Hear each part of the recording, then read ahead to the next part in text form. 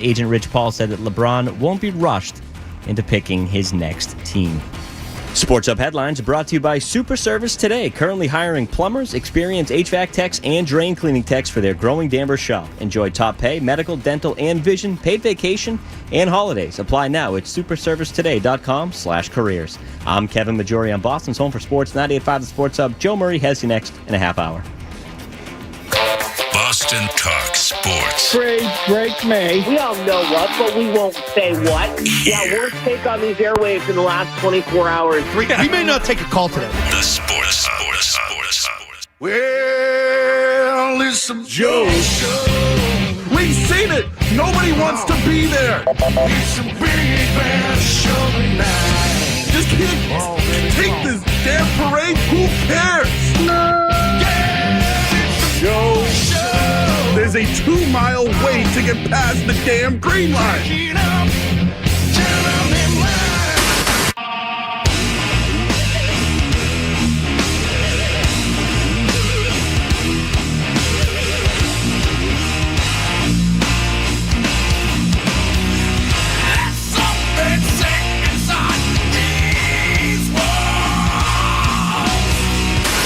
Anyone who gets hit by a bear in the neighborhood, call Joe Murray. I happen to trust Joe Murray. First time I ever met Joe Murray was at a...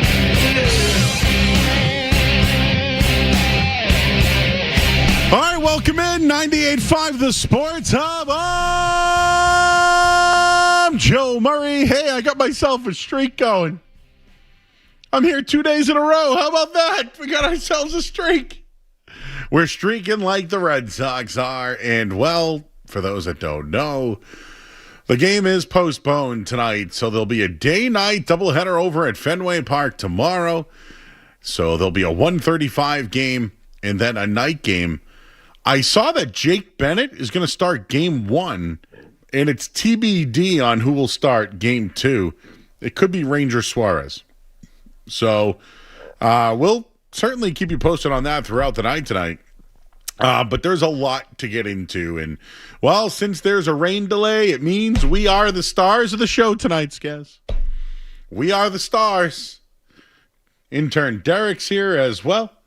And you can call us at 617-779-0985. Hello, Skaz. Hello, Joe. I hate to do this to you, Ness and Joe, but not a rain delay. The game is postponed until tomorrow. Did I say rain delay? You said rain delay. Oh, it's postponed. If I said rain delay, I screwed up. I just know your Twitter mentions, Joe. I'm looking out for you. Thank you, because I was just on Nesson, and we were doing batting practice, guys, and there was no batting practice. So it was great watching the views of the rain. Got to be tough to cover batting practice when there's no batting practice. Yeah. So, but you know what? We did get a Peyton Tolley, Jonathan Papelbon interview, which I thought was pretty good. And I actually had a chance to hang out with Pap yesterday. I asked him about coming in, and then he asked me how much. And then I said, well, I can give you Kowloon gift certificates. And that's all I had. Anyways, the game's postponed tonight. Day-night doubleheader tomorrow. No rain delay. It's just literally, it is postponed. Guys, call in. 617-779-0985. This is the night to do it. Because we're here. But I did want to get into that Red Sox streak and what it means. But the Red Sox have come from behind in 6 games during this 14-game winning streak. 5 of their last 6 games, they come from behind. But when you look at it, the teams that they've beat, I think, are important. The Yankees, like beating them twice, they've gone 19-2 in that stretch. Again, you know, the Rays are those teams. I mean, these are playoff teams, White Sox. But last night, 2-0, you know, down 4-2, like all those things. They fell behind 3 different times last night. One night in the first, 4-3 in the 6th, 5-4 in the 7th. They responded. The team has a pulse.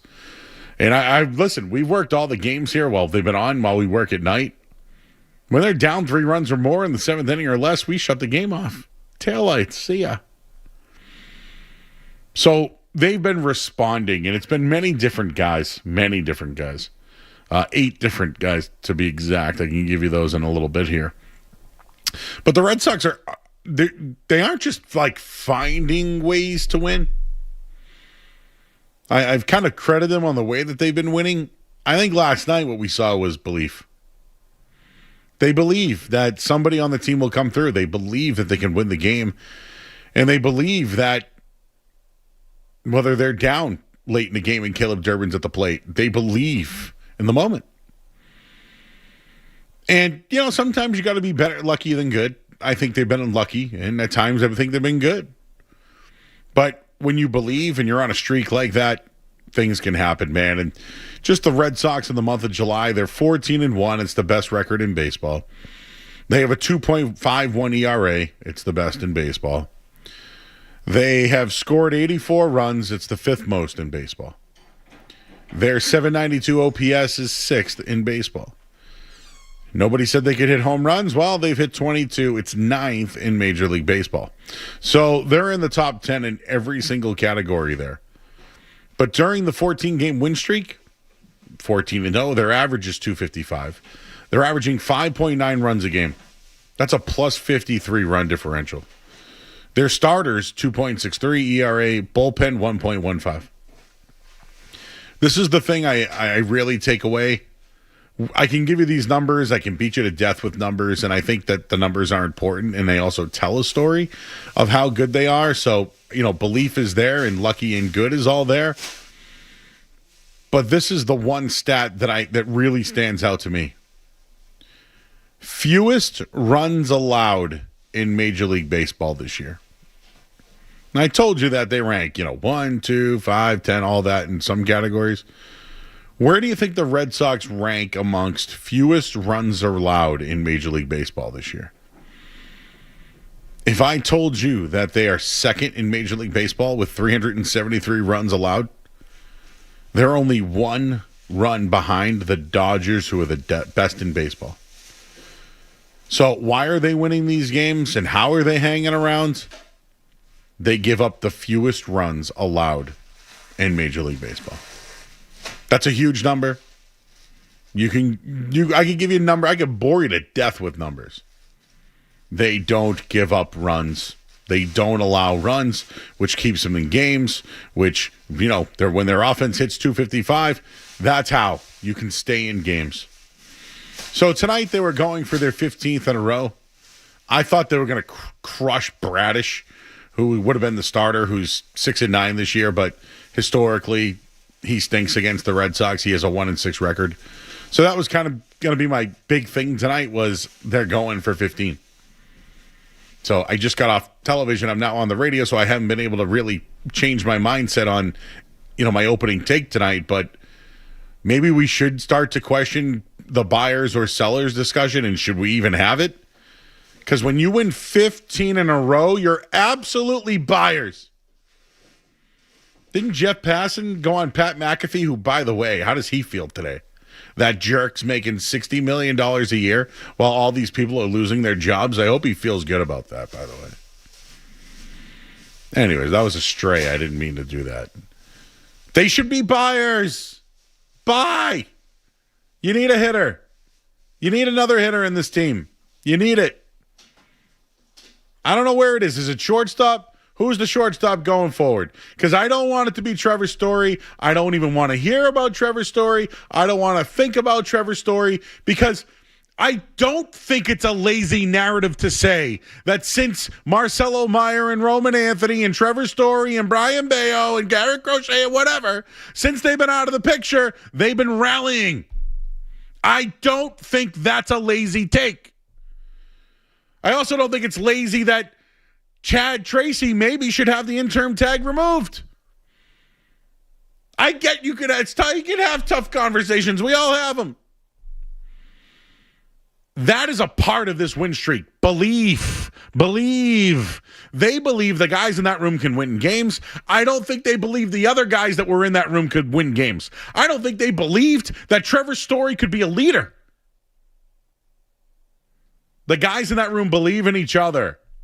That's the difference. Yes, they're doing great on the field. They're hitting with runners in scoring position. They're advancing. They're playing small ball. They're defending. They're getting great pitching. They're doing all of those things. The number one thing is they're not striking out anymore. They used to just fold. How many times did they have a chance and they 3 strikeouts in a row? They didn't believe in those guys. Now they do. So they should absolutely be buyers, especially when you win 15 games in a row. I did want to get into more numbers because I think this streak really is impressive.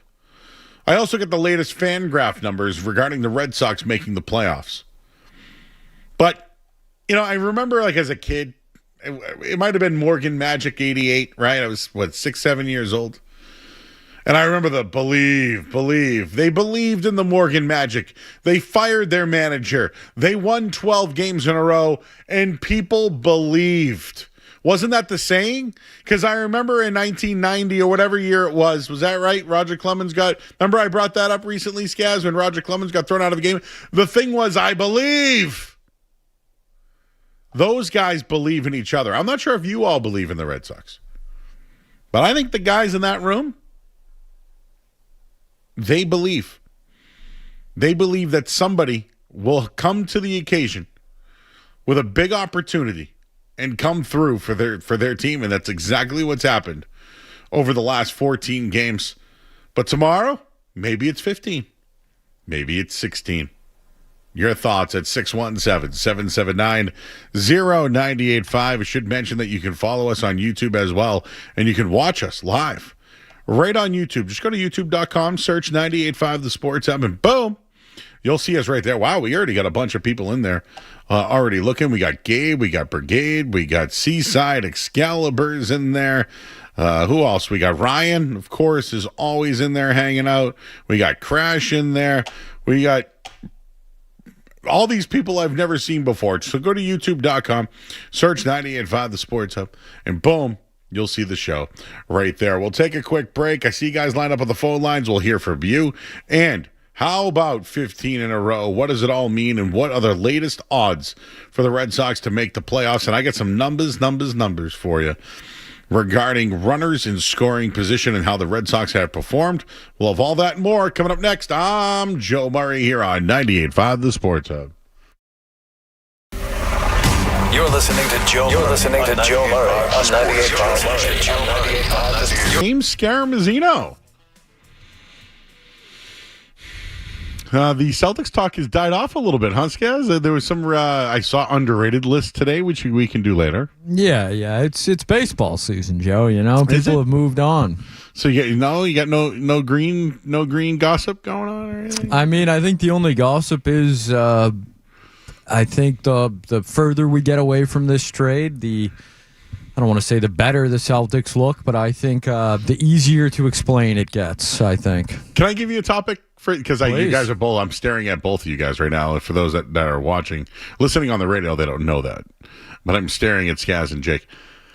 Who should be the starting Celtics center this year? Don't answer the question. I think you guys can eat 15 minutes on that. You think you can get 15? You can get 20? Easy, Joe, easy. And then who's the third big man? Who's the third man? Who's the third man? And then would they carry an extra big such as Amari Williams or Sanak, who's looked very good in Summer League? We didn't do any Summer League talk. Yeah, other than Street Team Joe texting us at 2 o'clock in the morning numerous times. But no, that was about as much Summer League as we did. Where is Street Team Joe? It rained today, so I think he stayed home. So, wait a second. This could be a funny little bit here for you, Derek, who's here tonight. Derek Olson, our intern. So I'm only happy when it rains. Joe Ariano won't. Is he like the Wicked Witch of the Westboro? The Wicked Witch of Westboro. When it's wet, he doesn't come outside. I received a text message that said, "I'm like Peyton Manning in the rain. I just don't show up." Oh, I like that. I didn't get that text. I must have not have been on that one. That was I said, "Where are you?" Where he said, and then I received the Peyton Manning text. That's funny. At least he kept it, cash on that one. All right. Well, the Red Sox stuff. Anyways, the Green Teamers podcast. Go check it out. I just gave you guys a whole segment. Who will start at center this year for the Celtics? And who's the most underrated player on the Celtics this year? Here I am giving life advice at 7:24 on a rainy night where there's no Red Sox game and the win streak lives and has survived. It's a 14 games, but what's next? What's next and who is next? How about this one? The Red Sox playoff odds right now, 63.3%, courtesy of Fangraphs. That is up more than 50% in less than a month. Right now, your ALE standings, Yankees, Rays, Red Sox, Orioles, Jays. This is according to the projections, 53% chance the Yankees still win the division.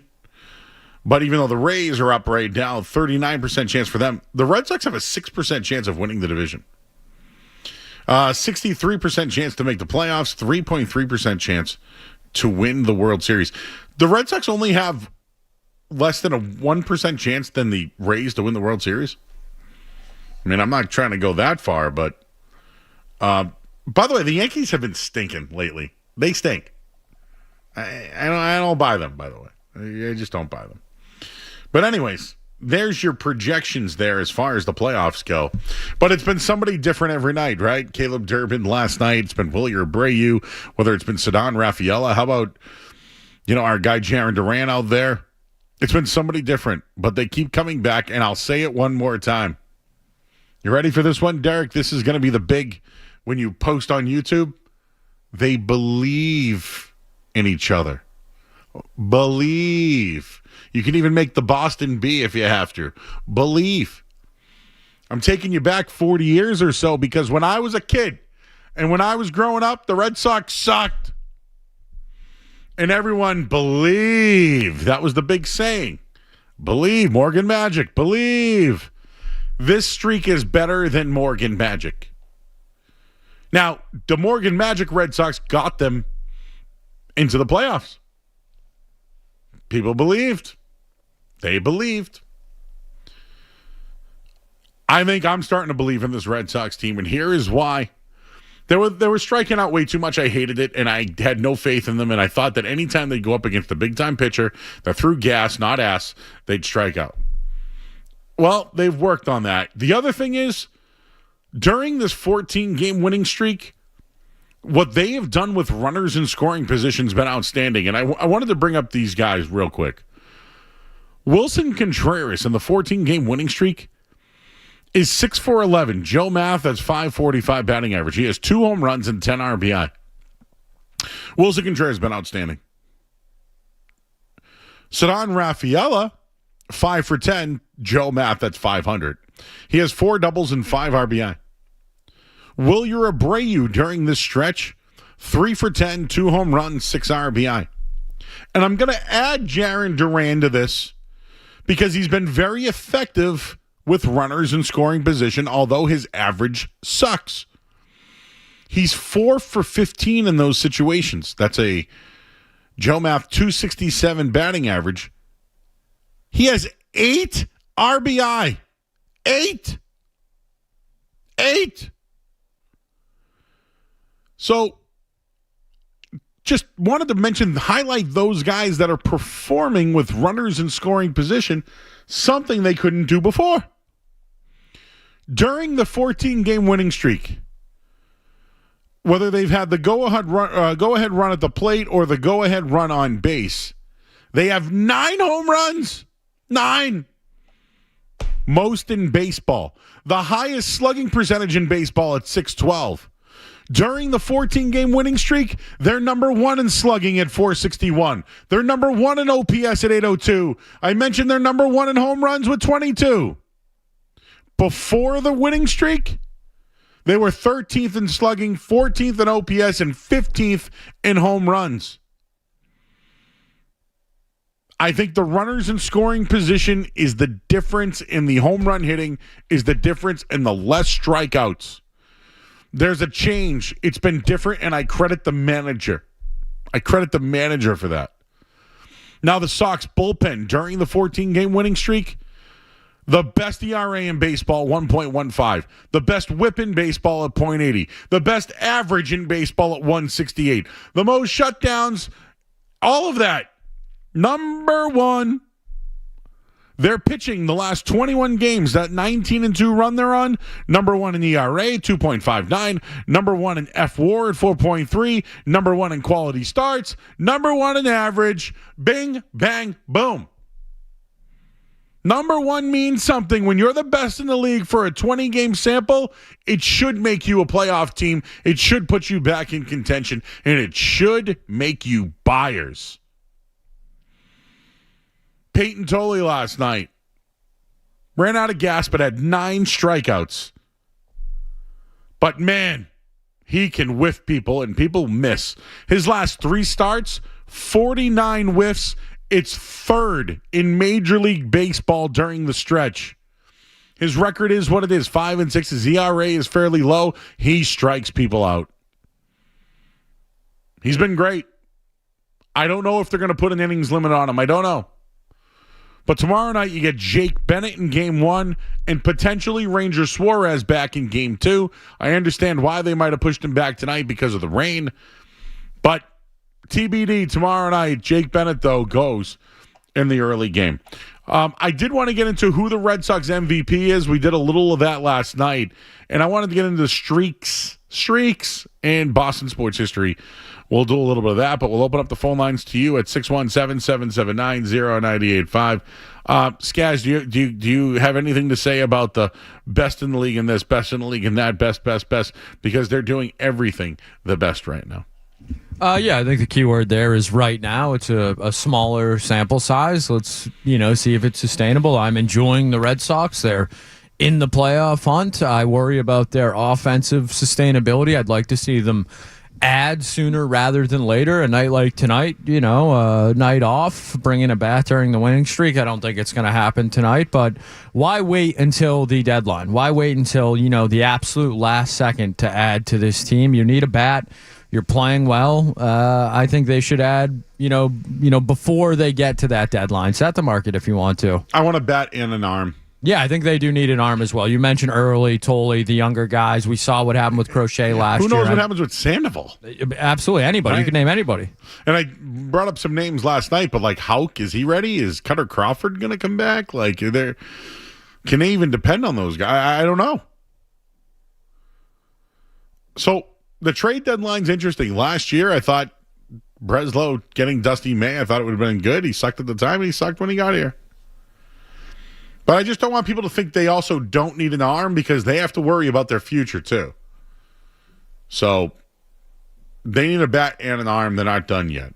Let's hear from you guys at 617-779-0985. We got Steve in Miami. What's up, Steve?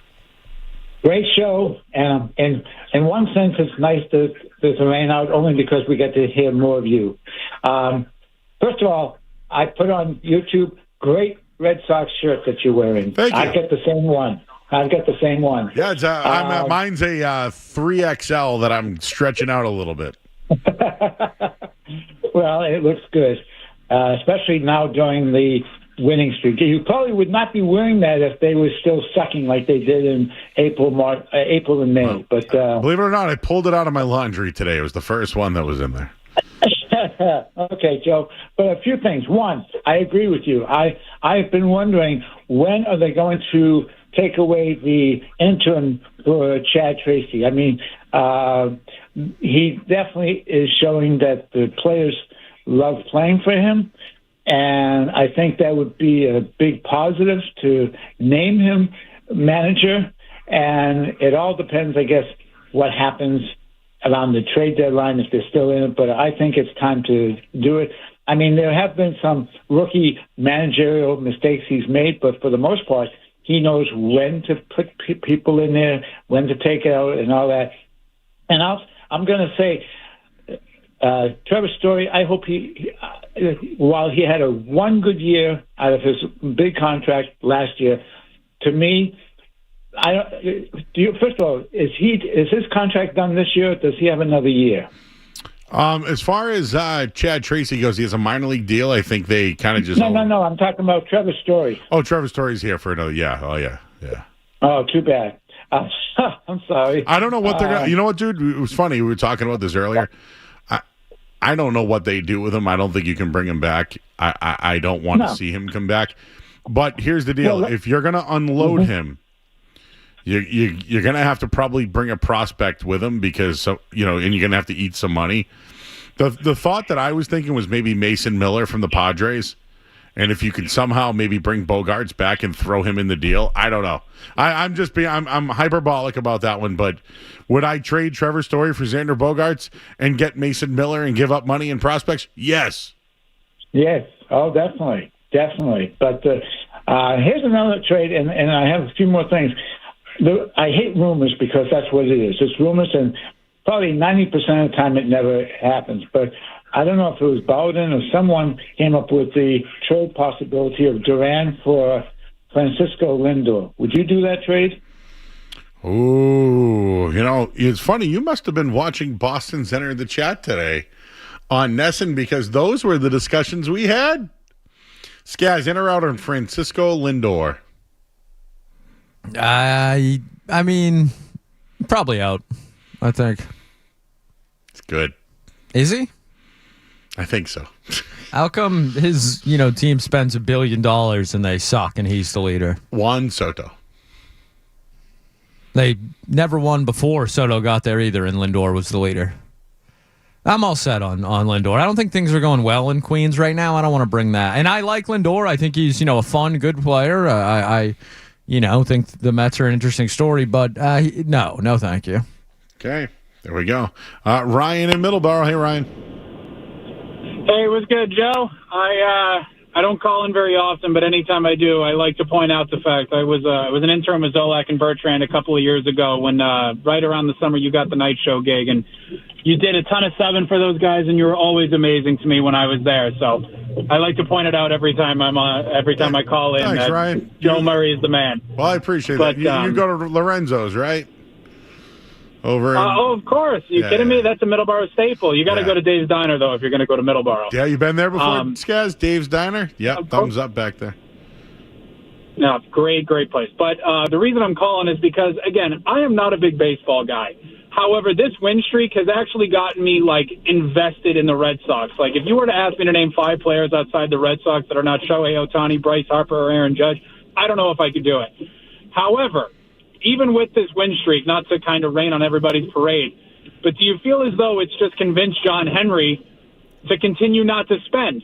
He hasn't wanted to spend on this team forever, and his not spending has managed to get him into a 14-game win streak on the precipice of 15, potentially breaking the record in one day if they can manage to win 2 games tomorrow. No, you know what, Ryan? It's funny because when they were had a 4-game, 5-game, 6-game winning streak, radio hosts were doing that segment. They were doing, this just feeds into what they want to do. Hey, I've been consistent on it, Ryan, by saying that they wanted to be this team that they are right now, around 500 and in a playoff spot. That's not good enough. No, but I'm trying to tell you, though, the whole entire league sucks. So therefore, what they're doing is bare minimum, and adding a bat would show that they're serious about playing in October. And again, maybe you're right, but even if they play in October, I feel like John Henry is okay with being a wild card team that's going to get knocked out in the first round. He's not. They this year they actually thought that the run prevention and pitching would have got them to dude, how sick do you think that is? They actually thought that. So now, that's even more disgusting. No, I know, but now they're playing. Now they're doing it. Did you get my point? They're doing what they thought. They thought that what it was, and we're all watching. And you even said you're watching. So, there's a double standard there. No, and again, I'm not disagreeing with you, but to my point, the Red Sox are a big market team, and this is just giving John Henry free reign to continue to be the small market team that he wants to be, so he can continue to invest in Liverpool. It's such a dichotomy, but at the end of the day, Ryan, I hate to say this, but I would also make more money at Liverpool too. Yeah, that's fair. That's fair. Again, at the end of the day, I am not a big baseball guy. I like watching the Red Sox, and this has made me want to watch the Red Sox even more, so what am I really even complaining about at the end of the day? Don't you want them to win? Don't you like this? Of course I do. But, this is exciting, right?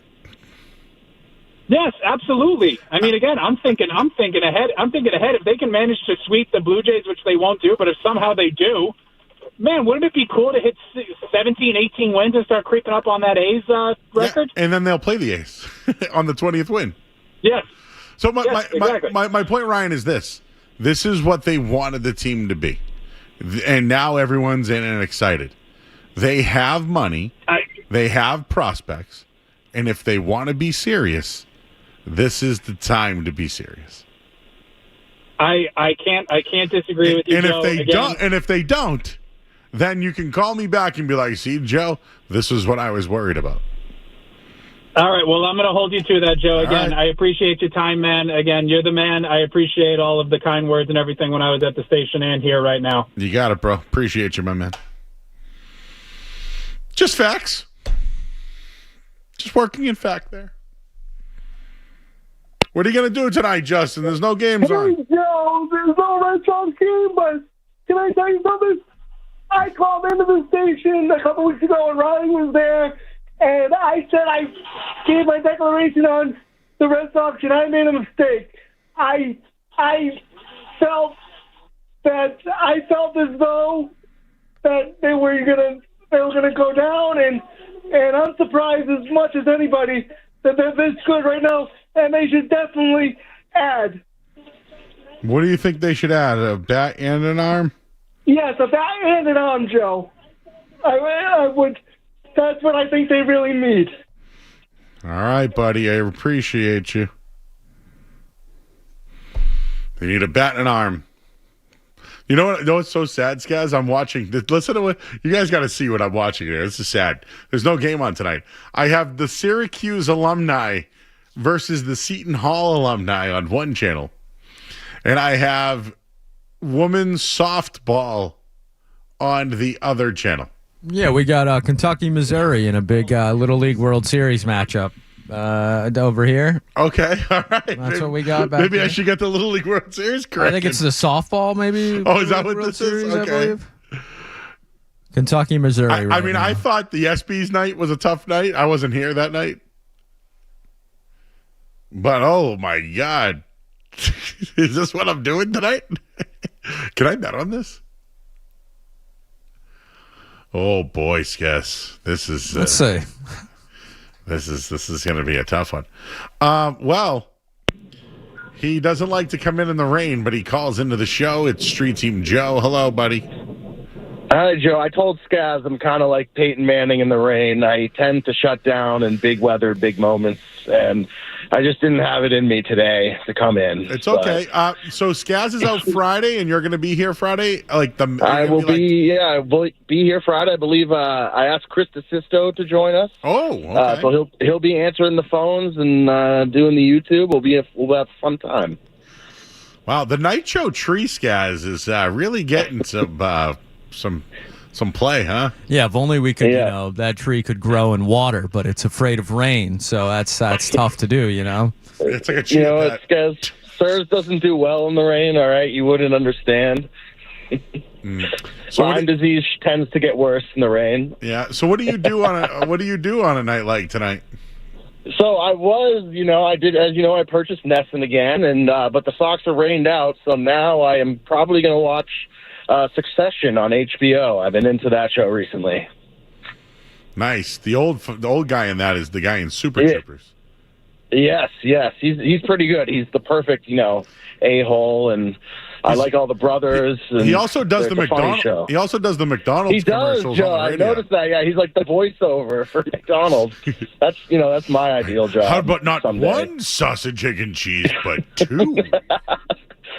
You got a Succession take, Skaz? I saw you creeping up to the mic. Super Troopers. That's what you should know him from. The old guy. He's a Super Trooper. He's coming back for the third one, too. What else would you know? What else? Yeah. He is back for the third one. You know what? I liked the second one. I know no one really references that one, but, Joe, Team Ramrod, do you remember that? No, I don't, Joe, but I was calling in briefly to just say today is like one of my sunny days, because that's how it is with me in the rain. So. Joe, who is the Red Sox MVP right now? Sonny Gray. I believe he's now 13-1. Yeah. 2.5 something ERA in the Cy Young conversation. I mean, go Craig Breslow. You can bet him right now plus 1700 to win the Cy Young. You know what, Joe? I'm gonna do. That's the Bally's pick of the night. Have you given it out yet? Oh, Bally's pick of the night, presented by Bally's Lincoln, slots, table games, and more. Go to Bally'sLincoln.com. What a segue! All right, just calling in to say hi. Bye, guys. Bye, Street Team. Hey, how was the steak and cheese last night? It was good. I accidentally got pickles on it because of Riley, because she asked for pickles, and that might have thrown it off of it. But besides that, it was really good. Okay, pickles throws it off. All right, bud. All right, see you guys. Thank you. Yep. All right. Let's go one more. Fernando. Presented by Bally's Lincoln, slots, Hey, Fernando. and more. Go to Bally'sLincoln.com. Hey, Fernando! All right, just calling in to say hi. Bye. Fernando.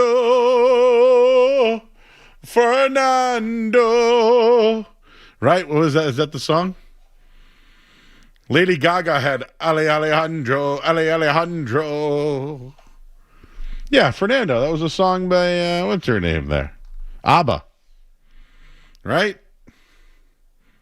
Come on, you know Derek. You were in... Yeah, Derek was all Broadway. over that one. Yeah, he knew it. I don't know why. I can't remember the... Can you hear the drums, Fernando? Another starry night, Fernando. We got to go to break. I'm Joe Mario. Let's hit the headline here. Sports Hub headlines. Alejandro.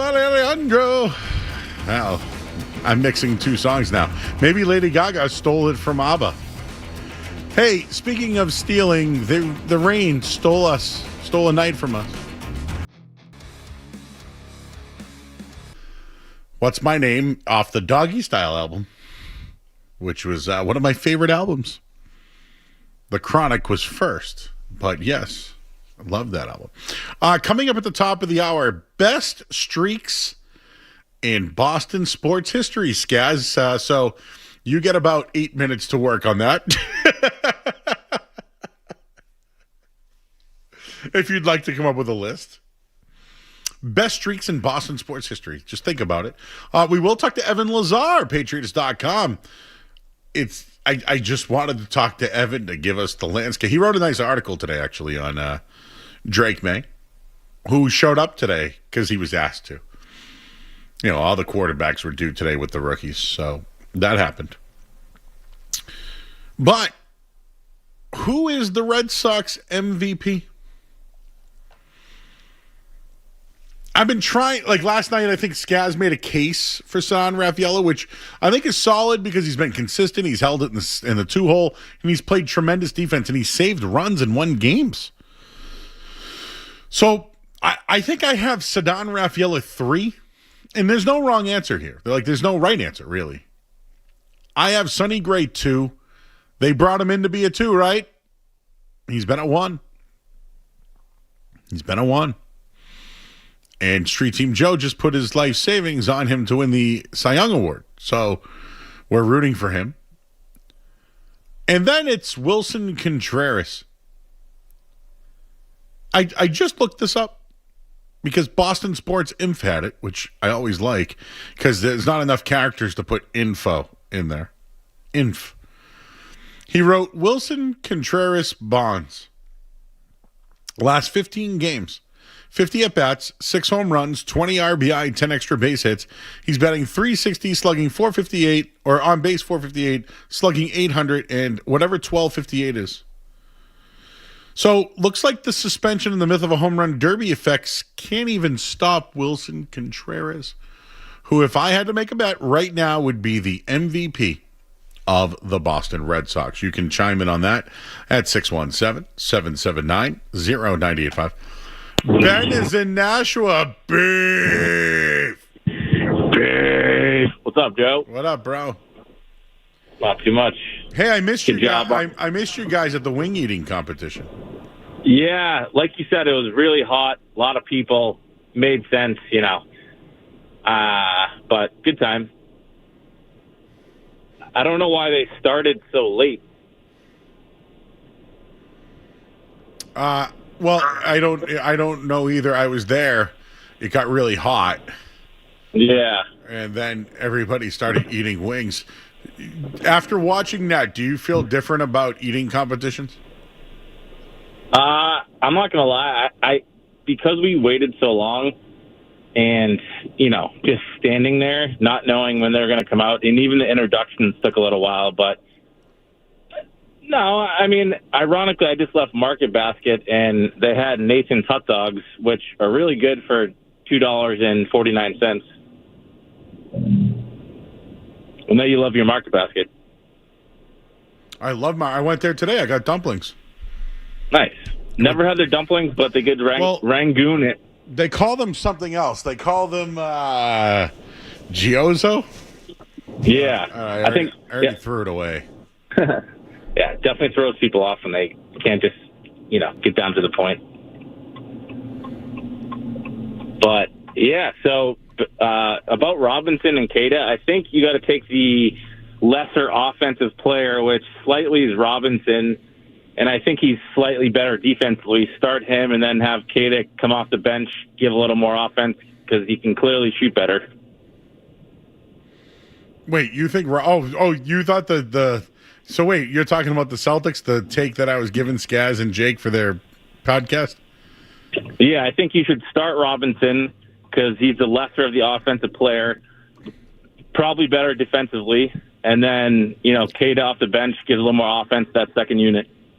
Really? Skaz, did Mitchell Robinson start last year? I'm pretty sure he came off the bench. No, yeah, he comes off the bench mostly. Yeah, so but you think he should start here? Yes. That's different. What do you think? I think Keita should start. Robinson should come off the bench. And I think in the fourth quarter, Robinson will be on the floor. Okay. I can see that. That's the best of both worlds. Who's the third center? Because, third center, that's tough. I like Garza, but he's not good defensively. Amari Williams is very intriguing after watching Summer League, and Sinek as well. So I guess you gotta play it out. I mean, I don't think you can get rid of Garza just because of his cheap contract, and they'd be looking for a big man at the deadline anyways. You're right. That's good. That's good analysis right there. Yeah. So they basically have to get rid of Amari Williams, and basically stash Sinek. No, Amari could probably do another year in the Summer League. I mean, the G League, sorry. So play him in Maine all year long with Sinek and let them be the new Twin Towers of Maine. Well, if they overachieve, then, yeah, you got to call them up. But right now, you got to stick with Garza unless something crazy happens and they're averaging like 25 and 10. All right, dude. This is what we're doing when there's a Red Sox rain delay. Yeah, I saw you on TV today when you guys announced it. I was pretty sad because I had Wilson Contreras 1.5 RBI run and dude, he owns that guy Bradish. He owns him. Yeah, 4 at bats, 2 home runs. And I also think Wilson's the MVP. All right, Ben. Thank you very much for Joe. calling, sir. Have a great day. Have a good night. All right, bye-bye. We're 1 hour down, Skaz.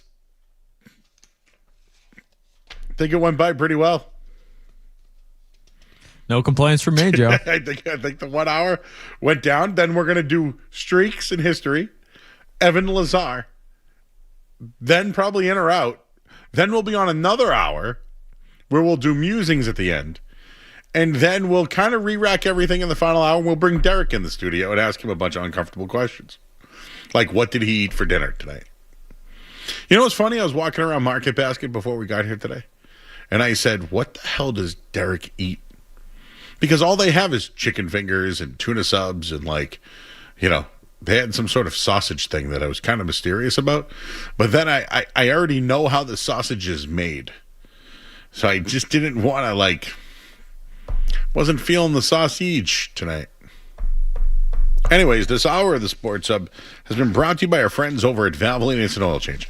Enjoy quick and convenient vehicle maintenance this month. Visit NewEnglandOilChange.com. You can save 15% off an extra round through oil change at Valvoline Instant Oil Change, the official oil change of busy people. I'm Joe Murray. Hour 2 is next here on the Sports Hub. Don't go anywhere. There's more Joe Murray. On the way on 98.5. First, and then Gonzo soon after. We'll get into more of that coming up in a bit, and we'll talk to Evan Lazar at 8:20 tonight. Headlines, they are brought to you by Super Service Today. They're hiring plumbers, experienced HVACs, drain cleaning techs. For their growing Denver shop, enjoy top pay, medical, dental, and vision paid vacations and holidays.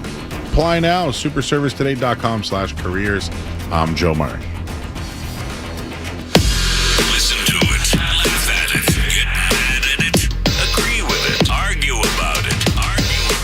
It is Boston Sports. Boston Sports. And it is all we do. 98.5, the Sports Hub.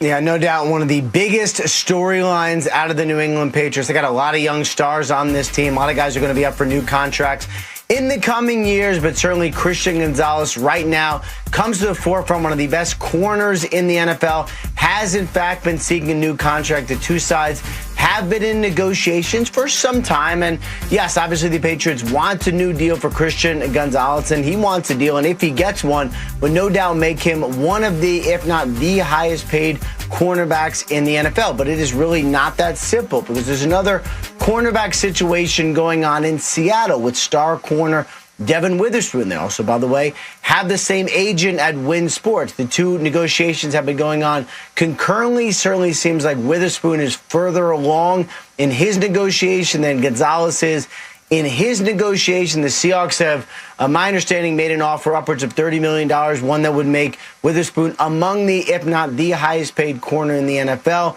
No resolution yet on that deal, but wouldn't be surprised if Witherspoon gets done first and then Gonzalez gets done at some point shortly after with the market set.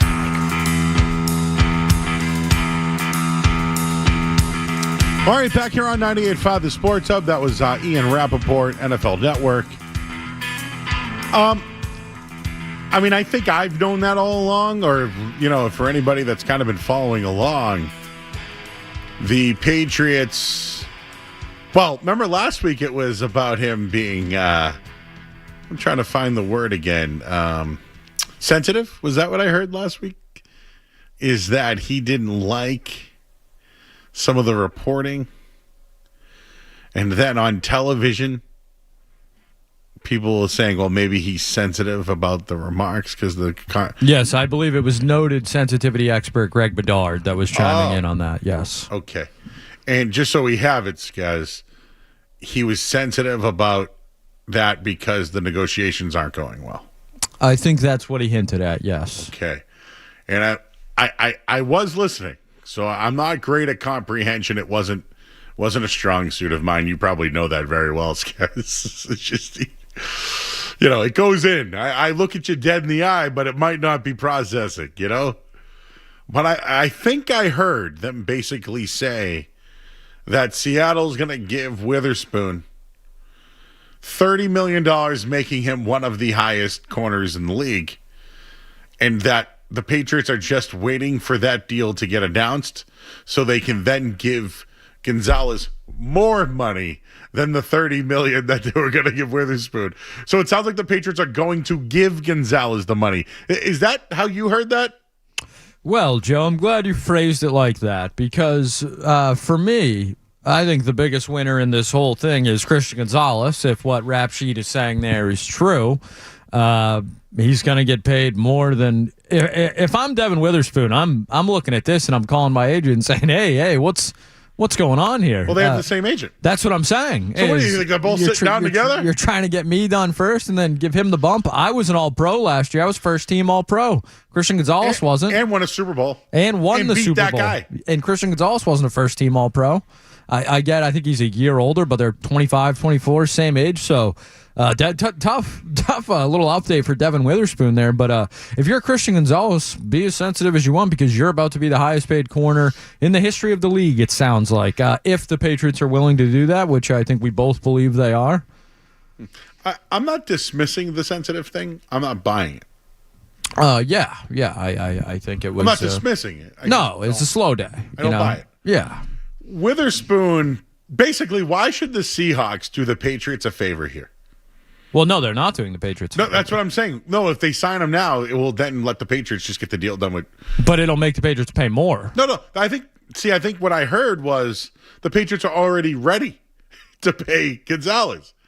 They just let's just say Witherspoon gets 31.5, Scats. They're going to give Gonzalez 32.6. Because if you're drafted ahead of the other guy, that for some weird ass reason, I don't get it. But in that sport, even Justin Jefferson, when he found out everyone was getting the money, he goes, I want $1 more. And they did it. They did the deal. $1 was the difference. Red used to do it with Russell, right? Exactly. So now it's like we got to play the game. Camp starts this week. When does Devin Witherspoon sign his deal? Is Christian Gonzalez going to be there? Is there a holdout? Is he sensitive? Blah, blah, blah, blah, blah, blah, blah, blah, blah. Get the deal done with Witherspoon, and then they're going to give Gonzalez more money. Fact. Or at least that's what I just heard. Not a reporter. Me, not a reporter. Ian Rappaport, he's a reporter. He reports they're going to give Witherspoon a $30 million extension, and once that's signed, the Patriots are going to give Christian Gonzalez more money than that. That's what I heard. If I'm wrong, tell me. And again, Witherspoon's like, hey, why does he really deserve more money than me? Could that be what's going on right now and slowing it down? See, I like money, Skaz. I want that money now. Yeah, but you bump up the guaranteed money, a little signing bonus, a little higher. That deal's getting done. Little Joe math involved there. But I just wanted to bring up that's how it works in the league. It's not about is he going to show up or hold in or any of that. It's about when does Witherspoon sign his contract so then the Patriots can give more to Gonzalez. And they should. And it will be the first time that they have extended a first-round pick since 2012. Vomit. How old was Derek in 2012? 7? The last time the Patriots have given an extension to someone that they drafted in the first round, you were 7 years old. Well, they're about to have a couple expensive ones coming up because Drake May is not far behind. Gonzalez May. Lomu going to be on that? Campbell? Well, Campbell. Well, maybe. Well, you got to pick up a fifth-year option on a tackle. I hope you. Hey, Caleb Lomu back. You know what? Let's find. I'm not even going to. I didn't even know what happened today. I want to hear from Evan Lazar. Bring in, someone that can, educate us on all the happenings down there. I'm curious. Yeah. What's Mike Vrabel's mood? What was it today? Was he? Oh, did you see the Forged in Foxborough's now out? Of course. How could I miss it? We'll do it later. When it's later on in the show, we'll play it. It was. Yeah, that is a thing that we really miss Street Team Joe for because he is the target audience for things like Forged in Foxborough. You want a guy to consume your local team pornography? Street Team Joe is first in line. Were you there once though? I like 4 Days in October did it for me. Can I give you one? Yeah. So I knew Jamie Most at the time, Johnny Most's son. Yeah. He was the director of the 3 Games to Glory. Okay. Before Beetle worked here at the Sports Hub, me and Beetle one time were in his car, listening, Scass, not watching, listening to the 3 Games to Glory in his car, his Jeep at the time. That's a couple sickos right there. Real sickos. Like Dolby Digital Sound had to be like 07 or 8, right? Or 08? Can't even remember now when that was. I should text Beetle. Remember when we were listening to 3 Games to Glory in your car? Yes, we couldn't even watch it. We just listened to it. Yeah, that was the porn, baby. The 3 Games to Glory. I think they came out when they won their second one, guys. They came out with a 3 Games to Glory too. I'm looking at the release date here. There was a third one, Joe. Oh my God! I didn't even know. They did a 4th one in 2010. Whoa! No Really? Or I'm sorry, for the 2014 14, season, okay. 2016, 2018. So I haven't even seen the 14, 16s, 18s. It's being billed as a and IMDb has it listed as a still running TV series from 2002 till present day. Wow. I think we were listening to the OG one. It had to be the 2002, yeah. Street Team Joe, forged in Foxborough is very cool. Thanks, Joe. Well, let's talk. Maybe Evan Lazar's on Forged in Foxborough, too. Maybe he is. We'll talk to him. He's from Patriots.com. We'll find out what happened today and get the skinny on this Christian Gonzalez. All that and more coming up next. I'm Joe Murray here on 98.5 The Sports Hub. You're listening to Joe Murray on 98.5.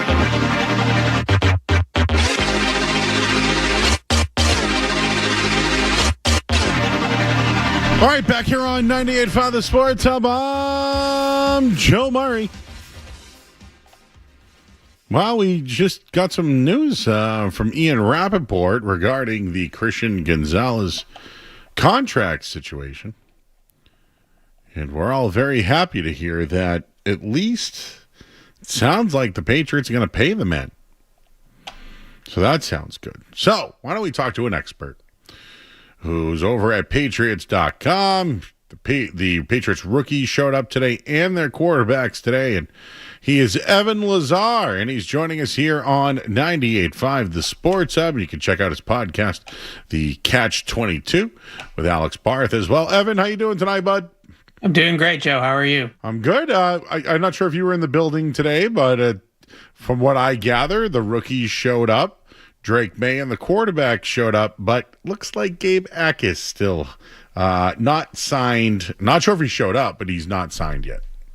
Yeah, definitely not signed yet. I can tell you that. So we'll see. And it's, I was hoping that we might get some clarity on his health status at the moment because, I don't know exactly, but I'm pretty sure that he's not under contract. So you can't put him on PUP or NFI or something like that, because he's not technically under contract yet with the team. So we don't even really know, is he healthy, first and foremost, and then obviously, secondly, the contract. But I think those two things, Joe, are tied together. His health and the contract.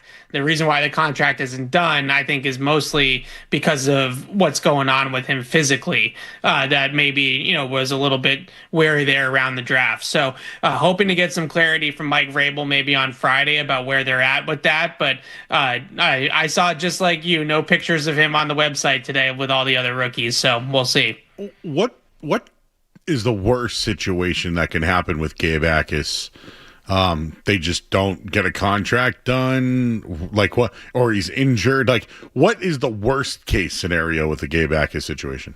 Yeah, I think that most likely, if we're going worst case scenario, it's probably something along the lines of he has to agree to a contract that might not have the amount of guaranteed money that he was hoping for as a second round pick.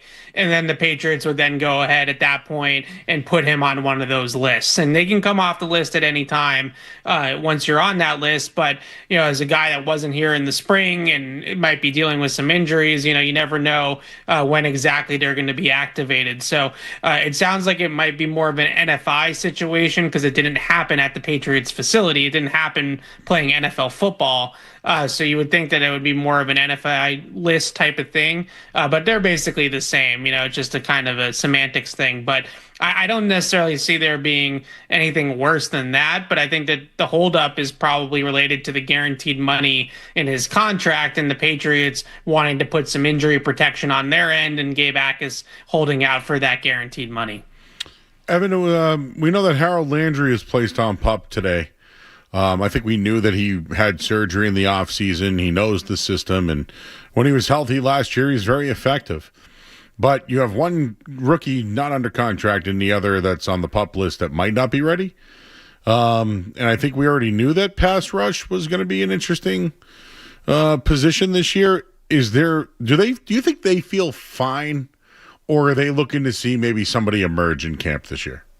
Yeah, I based on his comments in the spring, I think that was one of the more surprising things that Mike Vrabel said, maybe from the outside looking in, was that they feel pretty good about their roster at that position. at edge. And I don't know if we all feel that same way of optimism right now, looking at that group, especially with Landry and Akis's injuries, but it sounds like they feel better about it than we do. And I'll just say, and look, I'm not trying to hype up a guy or anything like that, but they seem really, really high on Elijah Ponder, and Elijah Ponder taking a step forward to being maybe closer to a full-time player, a 3-down type of guy. Obviously, Draymond Jones is going to be on one side. He's going to play a ton of snaps for this team this year. But if they really feel confident that a guy like Elijah Ponder can take that next step, then that at least builds in a layer of internal depth. We'll see about Braden Swinson.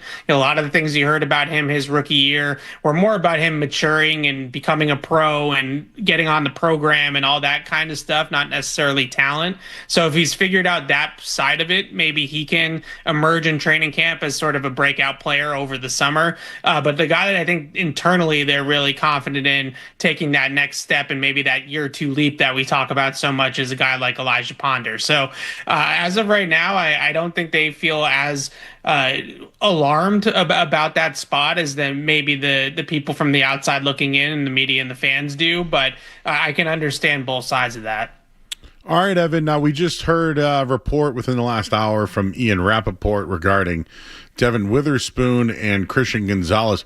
The way that I heard it and what I've thought all along was generally when these guys are drafted higher than the other, you wait for one guy to get his money so the next guy who was drafted lower could get more money. That's kind of what Rappaport said.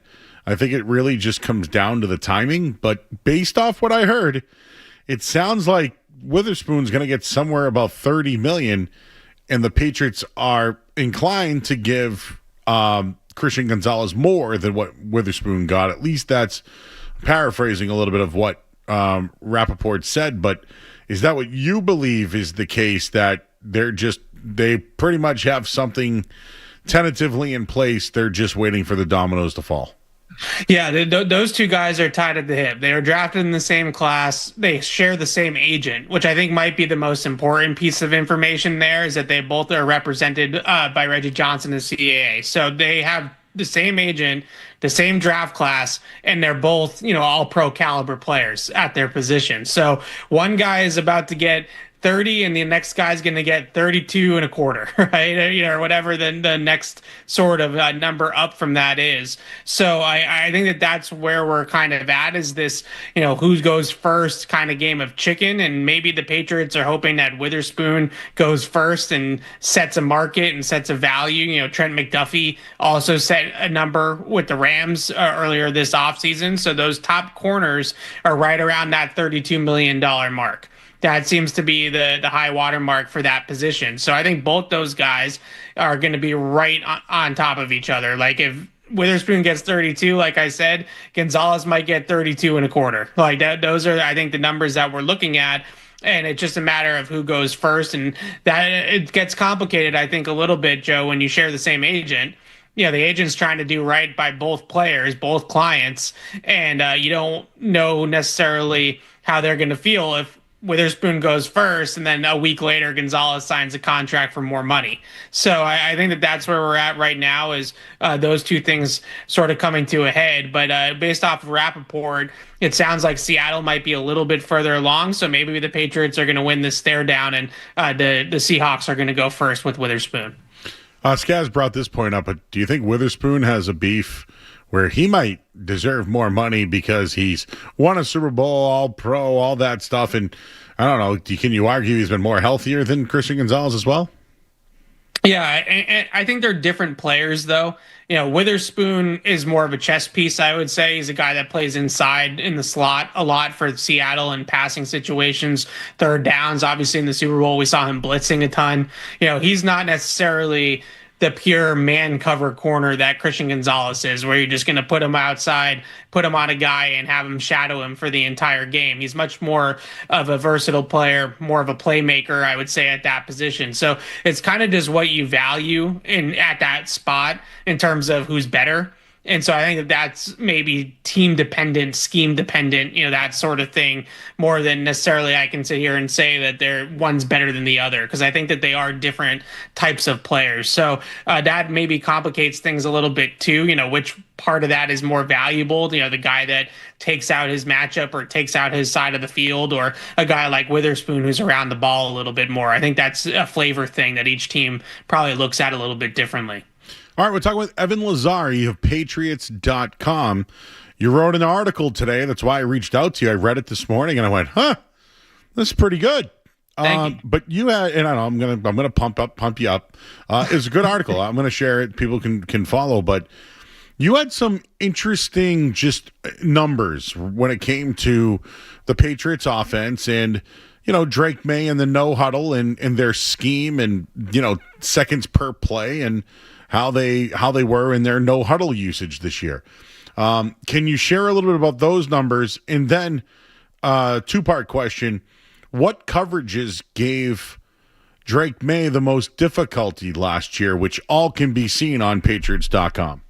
Yeah, thanks for the plug. And obviously we're looking at things that Drake May can improve on as, nitpicks on what was an MVP caliber season. But at the same time, there are some things under the hood when I looked at the numbers that I expect teams to try to replicate that Seattle did in the playoffs, in the Super Bowl, and other teams did in the playoffs, certainly. But with the no huddle stuff, I thought in the spring, there was maybe a little bit more of an emphasis to have a little bit more tempo to the offense. And it's not just that they didn't go no huddle a lot. It was also that they took a lot of time in between plays. And I think sometimes when you do that, it can be good because it can get the offense and everybody's communication and everyone on the same page. But at the same time, you also give the defense a lot of time to, change out personnel, make calls, make checks, all that different kind of stuff. And I wonder just a little bit, tying it together to the coverage stuff. One of the coverages that gave Drake May trouble last year was cover zero, just all out pressure. And defenses, when they call that, it's very situational. They don't do it a ton, but it can be effective. And I wonder if they have more of a tempo to their offense and they get the ball snapped quicker, they come to the line of scrimmage quicker, can that then in turn limit the amount of times defenses can do those types of exotic schemes? And so I think that that's one thing that you can do by going no huddle is you kind of trap the defense into the same personnel grouping, into the same calls a lot of the same time. If you're going no huddle or tempo, they're probably going to be more in a base defensive call. They're not going to call something crazy, that they're going to send at the quarterback. So those two things I think tie together. The other big one that I wrote about was cover 6, which is a little bit more nuanced in terms of the scheme. It's a combination zone coverage, but those are things that Seattle certainly did a lot of in the Super Bowl, and you saw during the regular season even at times that there were some numbers, like I said, under the hood that weren't as productive for Drake May. So looking at EPA, which is a nerd stat that I use a lot, Joe, cover 0 and cover 6 were the only two coverages that Drake May had a negative efficiency against last year. Everything else was off the charts good for him. So if I'm Seattle in week 1, if I'm Pittsburgh, if I'm Jacksonville, Buffalo out of the gate, what am I doing? I'm devising ways to come after him with cover 0 and play a lot of cover 6 and soft zone coverages with 2 high safeties. And I'm doing exactly what the Seahawks did in the Super Bowl. That's just going to be a blueprint. So for Josh McDaniels and Drake May, they got to find answers. And if you're going to use that blueprint, then now we have this. We have that you weren't prepared for necessarily. So all that's the cat and mouse game. That's the stuff that I love. But it's definitely something that I think they're going to try to emphasize going forward, especially playing with a little bit more pace to the offense. Yeah, I was just going to say, do you think that their new personnel, fullback, having A.J. Brown and Romeo Doubs, do you think their personnel this year will help May with some of those coverages?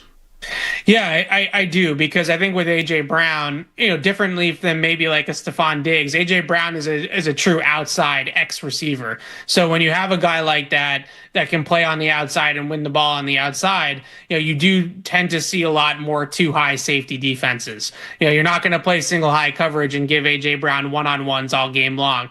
So with those two high safeties, there's that ability then to put the fullback and Reggie Gilliam on the field and go under center. And if you're going to lighten the box and you're going to take a safety out of the count and all that kind of stuff, well, then we're just going to run it right down your throats. And I think this year they have a little bit more flexibility personnel wise to have that pivot, to have that answer. Whereas last year, I did think at times they got a little bit three wide receiver drop back heavy, where it's Drake May in the shotgun, three wide receivers, 11 personnel, and they're a little bit predictable in that respect against those good defenses. So I think they have a little bit more flexibility this year to do some different things.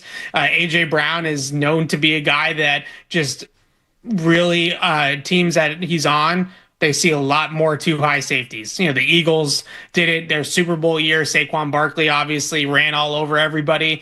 Big reason why is because teams are accounting for AJ Brown on the outside. So with his history of seeing that kind of coverage, and with the Patriots, having the fullback, maybe having 6 offensive linemen, that they feel good about, that maybe they could use some of those bigger personnel packages. And if you're going to lighten the box, then we're just going to run it at you.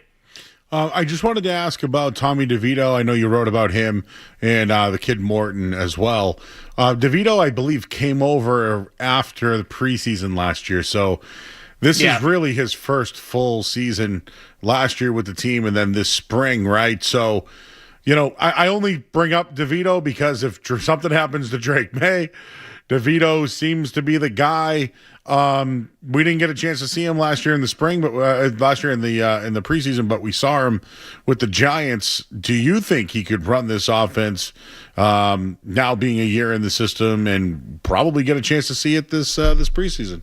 Yeah, look, I mean, if Drake May gets hurt, then you don't love their chances. But at the same time, with DeVito, he's a guy that's won some games with the Giants. And if he's called upon to spot start a couple of games when Drake May's banged up, then I don't think you're totally out of it. We saw in the spring that I thought he was coming along, and they obviously felt pretty good about letting Joshua Dobbs go, and they felt good about DeVito being the primary backup. So some of the throws that he made in the spring, and I think I put it in that article, were some of the better throws that we saw, in OTAs and minicamp, honestly. He made some really good throws down the field in the spring. Now, the timing there and all that kind of stuff, we'll have to see when the live bullets start in the preseason and things like that. But I thought just throwing the football, he threw it pretty well and threw it pretty accurately.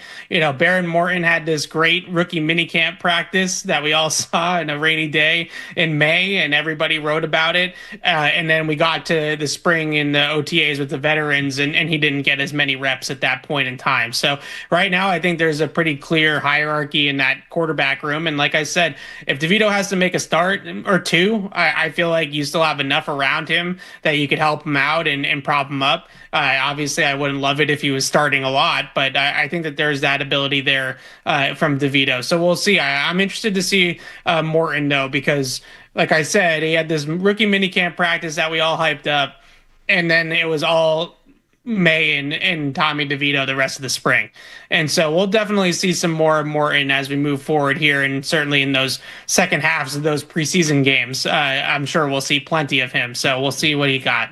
I only ask because I do Pat's post game, and I'm going to need something to talk about. So, yeah. I mean, definitely in the fourth quarter of those preseason games, I'm sure Baron Morton is going to get plenty of runs. So it's never bad to have those assets. Like they did that with Joe Milton too, right? Like it's never bad to have multiple young quarterbacks on the roster. All right. Well, my big pick this year is Miles Montgomery out of UCF. That's my guy, and he got a lot of money to be an undrafted kid, and he's a playmaker, man. So I root for someone every year, and that's my guy this year. Good stuff, Evan, on that Patriots. So hey, listen, Drake May, whether they want to rank him 8th or runner-up of the MVP or whatever, he's still a developing quarterback and still has some things he needs to work on. And from what I hear, Evan, he is bulked up big time this year. Yeah. I'm excited to see, what him and McDaniels do in their second year together. I think they were just kind of scratching at the surface last year, and they didn't have the whole playbook yet installed. And I think year two of those two guys together, you might see some new things. You got it. Hopefully they don't give too much away in the preseason. I appreciate you, Evan Lazar. Go watch him. His podcast, Catch 22, and read his work over at Patriots.com. Evan Lazar, appreciate you, buddy. Thank you. Anytime, Joe. Thanks for having me. You got it. Good stuff there by Evan. Hey, Drake May still has some flaws, especially in blitz situations and whatever. The one thing that I hope, if anyone gets a chance, I know a lot of this came out around the 4th of July weekend, but Seth Wickersham had a chance to sit with the Broncos last year and Sean Payton. And he watched the whole playoff run, and against that Patriots week when they went with Stiddy, they kept saying, Stidham, excuse me, Stiddy. They kept saying, if you hit Drake May, he'll turn the ball over. And they swore by it. You got to hit this guy. You got to get to this guy. And they kept saying, watch the run, watch the run, watch the run. So I hope Drake May hears that's the scouting report, is that other teams think if you hit him, he'll fumble. The other thing is this. They wanted to stop the run, but guess what? On the biggest play of the game, you couldn't. They also went for it on 4th down when they could have settled for a field goal. From what I gathered in that Seth Wickersham story, he leaned on Bill Belichick that week, and Belichick advised him, you have to go all out to win this game. Instead, it backfired big time. Anyways, we'll leave you on that note. A little Belichick stray as we go into the headlines here. I'm Joe Murray, 98.5 The Sports Hub. Sports Hub headlines. All right, Red Sox Orioles, they're postponed tonight. There'll be a day-night doubleheader tomorrow. Jake Bennett goes in Game 1, TBD Game 2, but it could be Ranger Suarez. Some Patriots roster designations today. Gabe Backus, not there, not signed. Harold Landry, though, placed on the PUP list. C.J. Dupree, a tight end, also placed on the PUP. And Terrell Jennings is still on the NFI list. Headlines, they are brought to you by our good friends, because they are over at Safety Insurance, providing comprehensive coverage for your auto, home, and business. Ask your independent agent about safety. I'm Joe Murray. More Joe Murray coming up on the Sports Hub. That entire thing. But I'll recap for those that missed. The Odyssey's out. It's a movie directed by who? Christopher Nolan. All right. And Derek has seen the movie. He has. And I asked him, was it dark like Batman? Dark like Batman with Bane. And you two missed both of my impressions. Yeah, and now I would like to hear it again, please. Which one first? The Bane in the basement or whatever. Okay. Bane in the basement. Oh, you think the... He can't even do it now. That was worse. That was much worse. Well, I already heard Skaz chuckling over there. Couldn't do it. What about you're weak, Batman, or something? Say something like that. You're weak, Batman. Okay, all right. That was better. Should I look up some more Bane quotes? You fight like a younger man with nothing held back. It's admirable. Who's going to sound like Connery, Joe? So you saw The Odyssey? Yes, I did. Was it awesome? Yeah, I thought it was great. Like 10 out of 10 awesome? Not 10 out of 10 awesome. Probably like 9 out of 10 awesome. Okay. I'm in on that, yeah. Okay. I'll go see it. How long was it? 2 hours and 53 minutes. So 3 hours. Did it need to be 3 hours? No, I think it's slow in the beginning, but it is a pretty big story. I think it's a 10-year journey, right? Yeah, I think you could have cut 20 minutes and you would have done fine. But other than that, I thought it was paced pretty well. And then I went on to say, when I went down to Cape Cod, I went to Bandera's shop, where once they wouldn't serve me a meatball sub because I asked for it on a wrap because I was watching my weight, and they said, we're not going to do that. Yeah, they just gave it to you in like a container, right? Yeah, and they said, we're not doing that. So now that the Banderas have acknowledged that, I actually respected it because quite frankly, like I wouldn't do it either. But I was trying to watch my weight, so I thought maybe a wrap would be the way to go. I respect it. So the first thing I did when I drove there, I got sandwiches from Banderas, and the kid that was working the register was like a big kid.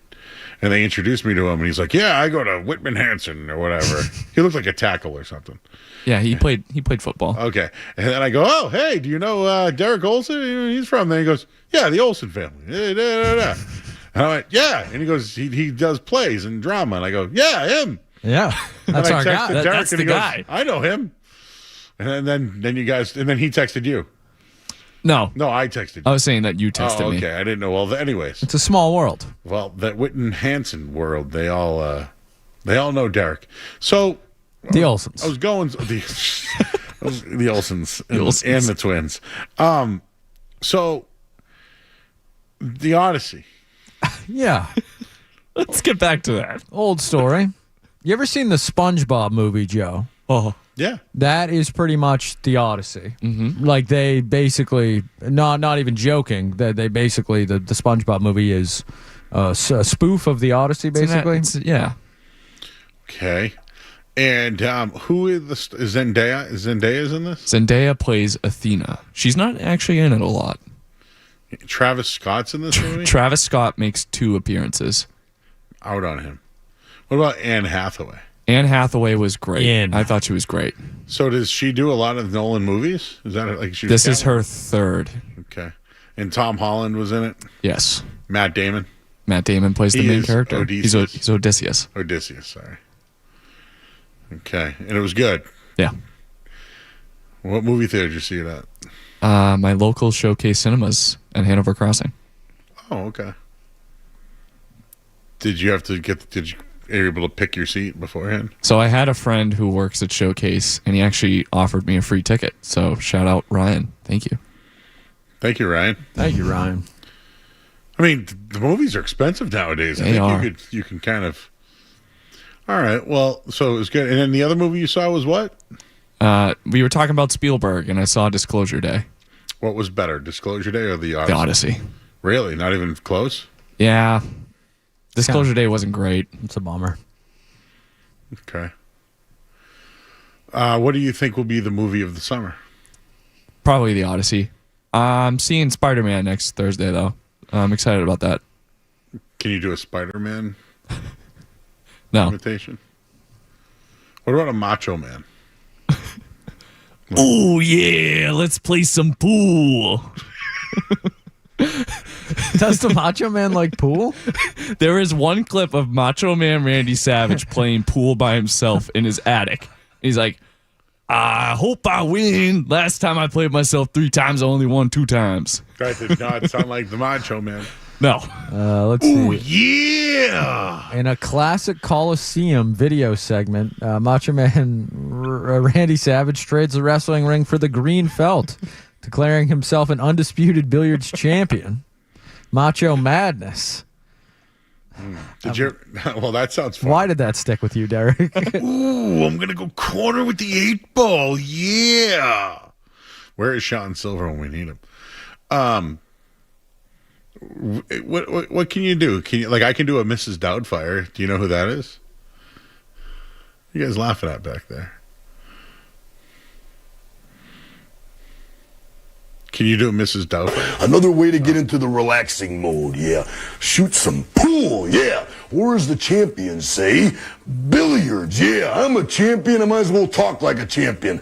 Aha! Big game of pool, I hope I win. Last time I played myself 3 games, I only won twice. Aha, right here, check it out. Yeah! Aha! Got myself a little bit of a bad line, but we're not talking about golf, we're talking about billiards. Yeah. I think I'm going to run the table, kind of clean it up, so to speak. And while I'm doing that, yeah, possibly maybe you guys go to the barber shop, because Brutus the Barber Beefcake has got some grooming tips for everybody. Yeah, exclusive on Coliseum Video. Yeah. I've never heard that before. So, somehow I don't even know, a 4-year-old Derek heard that and it's stuck with him. Do you know how much Macho Man I know? Like, he got married to Elizabeth. eaten by a snake on television, right? The Mega Powers, remember? You're not familiar with Brutus's grooming tips, Joe. Well, I know Brutus very well, and he has hedges that he's autographed for me that I have at my house. That Bird loves to use whenever he comes to my house to open boxes with. And I'm like, dude, it's autographed. Why are you using them? But he loves them. He Bird likes to just do this with them. Anyways, so that's how you know the Macho Man, not by No, I obviously know the Macho Man from WWE. I don't know him from this one What about Billions from video. Spider-Man? You're going nowhere. It's playtime. I got you for 3 minutes. Can you do a Stephen A. Smith? Don't get me salivating over things. Okay. That's about it. How about Matthew McConaughey? All right. Okay. How about a Tom Hanks? Jenny, I need to go. I need to go play ping pong, Jenny. Okay. I think that was the worst one. All right. Really? Well, last night I was trying to. Can you do the President of the United States? Joe, it's great to be on with you. Thank you for having me on. It's an honor. It's better than yours, Joe. Mine sucks. Then Messi. I wouldn't have been against Messi. It's huge. Mine sucks. How about a Christopher Walken? Gentlemen, I got a fever, and the only prescription is more cowbell. How about yours, Skets? Well, you say it's like two guys in a studio. That was great. Al Pacino. I can only think of the scene from Heat right now. Can I say? How about Morgan Freeman? In the end of time. I don't know. I hear the voice. I just can't. How about Sylvester Stallone? Adrian. I'm Evil Rocky. I forgot about Evil Rocky. All right. How about Mike Tyson? Now Kith.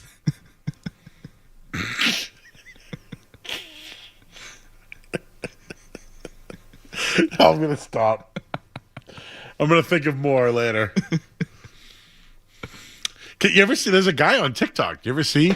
They put a bunch of actors at him. Oh, yeah. And they always ask him to do impersonation. And they're like, do a Robin Williams. There's one guy who does a really good Jeff Goldblum one. I was going to say Jeff Goldblum. I only know how to say swears when it comes to him because of Jurassic Park and the big pile of dump. I almost said it.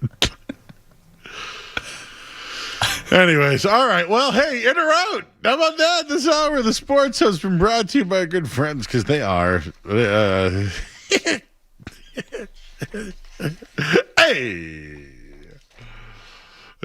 I can't do a Christopher Walken. Hey, they come to the studio. Hey, Or how about a Sylvester Stallone? Hey, Adrian, how about I take you to the zoo? Wear my Lions jacket. Sorry, the sports was brought to you by Valvoline Instant Oil Change and Joy Quick and Convenient Vehicle Maintenance. Please don't call in with your impersonations. Valvoline, 15 minutes. Valvoline Instant Oil Change. Let's go to break. I'm Joe Murray. We got in or out next. What's it gonna be, McFly? Are you in or out? He showed up to camp. They made some injury designations. C.J. Dupree, a tight end, and Harold Landry both placed on injured reserve. Headlines, they are brought to you by DN Van Lines. Take the chance out of your move and make the sure bet with DN Van Lines.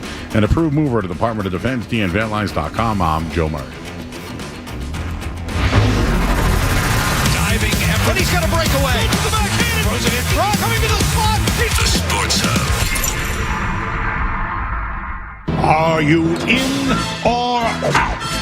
gotta know without a doubt. I'm the one you need for a dirty deed. I'm the best. Success is guaranteed. Are you out? Derek Olson from Boston University, our intern, is here. Last night we had Riley from Elon and Aurora. You met Aurora? Yes. From Bryant in studio. They did a segment last night called "He's a 10 But." What were some examples? He's a 10, but he's a Yankees fan. Oh, then he's a 0. Yeah, like stuff like that. Yeah. And then some guy, Jeff, who listens every night, who just asked about Bird gleefully opening boxes with Brutus the Barber Beefcake shears at Joe's house. How is it possible this is the first we're hearing of this? I forgot. Until Brutus the Barber Beefcake got mentioned on the show. And here we are. Yeah. Your Brutus the Barber Beefcake pool, how you know Macho Man, and Skaz finding it. Yeah. That's how this is the first time. Anyways, yeah, so they did that last night. So we're just going to do in or out. How's that? Yeah. And maybe we'll do impersonations later. Oh, sounds great. All right, what do we got tonight, Skaz? All right, gentlemen, a Tuesday night edition of In or Out, July 21st already. Let's start at Netflix. Our friends over at Netflix have announced 3 new untold films premiering weekly starting August 25th. We will go one by one and see if you're in or out. The first one will be The Testimony of Vince Young, the story of the Texas Longhorns legend who was NFL's next big thing until injuries, conflict, and sudden loss complicated his story. Are we in or out on The Testimony of Vince Young? In. I don't know. Well, I don't know if you remember this. No, I don't. Young. Vince Young played for Texas and individually beat the USC football team by himself. Like, ran around all night. The USC team probably had, I want to say 11 pros, maybe more. But this was was this Pete Carroll, by the way? Yeah, it's Pete Carroll, USC. So you might not even been born yet. No, maybe not. But yeah, I would like it because, dude, it might have been the best individual performance in a college football game, like championship game. Yeah. So yeah. I'm in. Joe, that legendary 2006 BCS national championship between USC and Texas, would you like to guess how many of them went on to play in the NFL? 22. More? More. 30. More. 40. More. 60. 49 of them actually played in NFL games. 62 were on active rosters at one point. That's insane. Yeah. Think about that. 14 first-round picks in that game. Wow. 38 players drafted in the third round or earlier. Can you name, like, the first? Was Matt Leinart on that team? Reggie Bush, Vince Young, Matt Leinart, Michael Huff was a high pick at the time. Some of the linebackers from that era were big picks as well. I think, was one. Clay Matthews, but might have been Matthews, earlier. yeah. But yeah, I mean, 38 players drafted in the third round or earlier. So that might never be done again. And he beat that team. But I'm not saying that the other guys didn't get the credit either. But what we remember is Vince Young. Yeah. Like, that's what you remember. So I'm in. Madden. I'm He was in. on the cover of Madden as a rookie, I Yeah. believe. Yeah, couldn't be more in. In. on that. The next Untold, this one, I mean, we've been clamoring for. Ray Gun, Breaking Badly, it's titled. Revisiting Rachel Gunn's performance at the 2024 Paris Olympics in the avalanche of memes, misinformation, and conspiracy theories that followed. Now, those who are saying, who's Rachel Gunn and what was her performance at the 2024 Paris Olympics? She was the Australian breakdancer woman who went mega viral for being pretty blatantly bad at breakdancing. So are we in or out on Ray Gun Breaking Badly? Is Scarlett Johansson in this? It's a documentary. Why would she be? Look it up.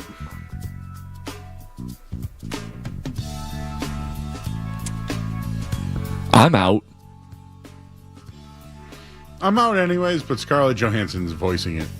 Oh. She's going to be Venus Nova.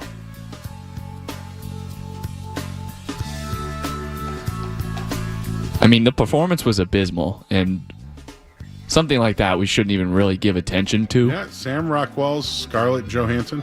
Joe, different movie. Sorry, Different never mind. movie. That is out. That is Brad Bird's ray gun. Oh, well, how the hell am I supposed to know what train gun we're talking about here? What the hell? Brad Bird. Now, Derek may know better. Famously directed The Incredibles. The Incredibles, yes. I believe, yes. What the hell's going on here?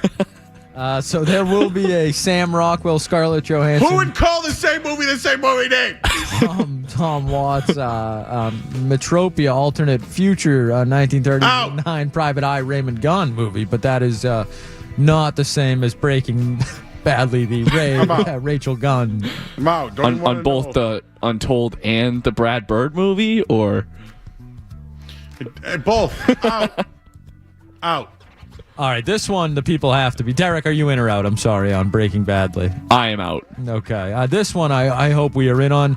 The third Netflix Untold, simply titled Mr. T, I Pity the Fool. Oh, in. The extraordinary origin story behind Lawrence Teray, one of the most unlikely and beloved icons in entertainment, get a first look glance behind Mr. T, I Pity the Fool. Dude, do you know the story of him? He was a bouncer outside. I'm about to find out. No, I don't ruin the documentary for me. He basically got famous for being a badass bouncer.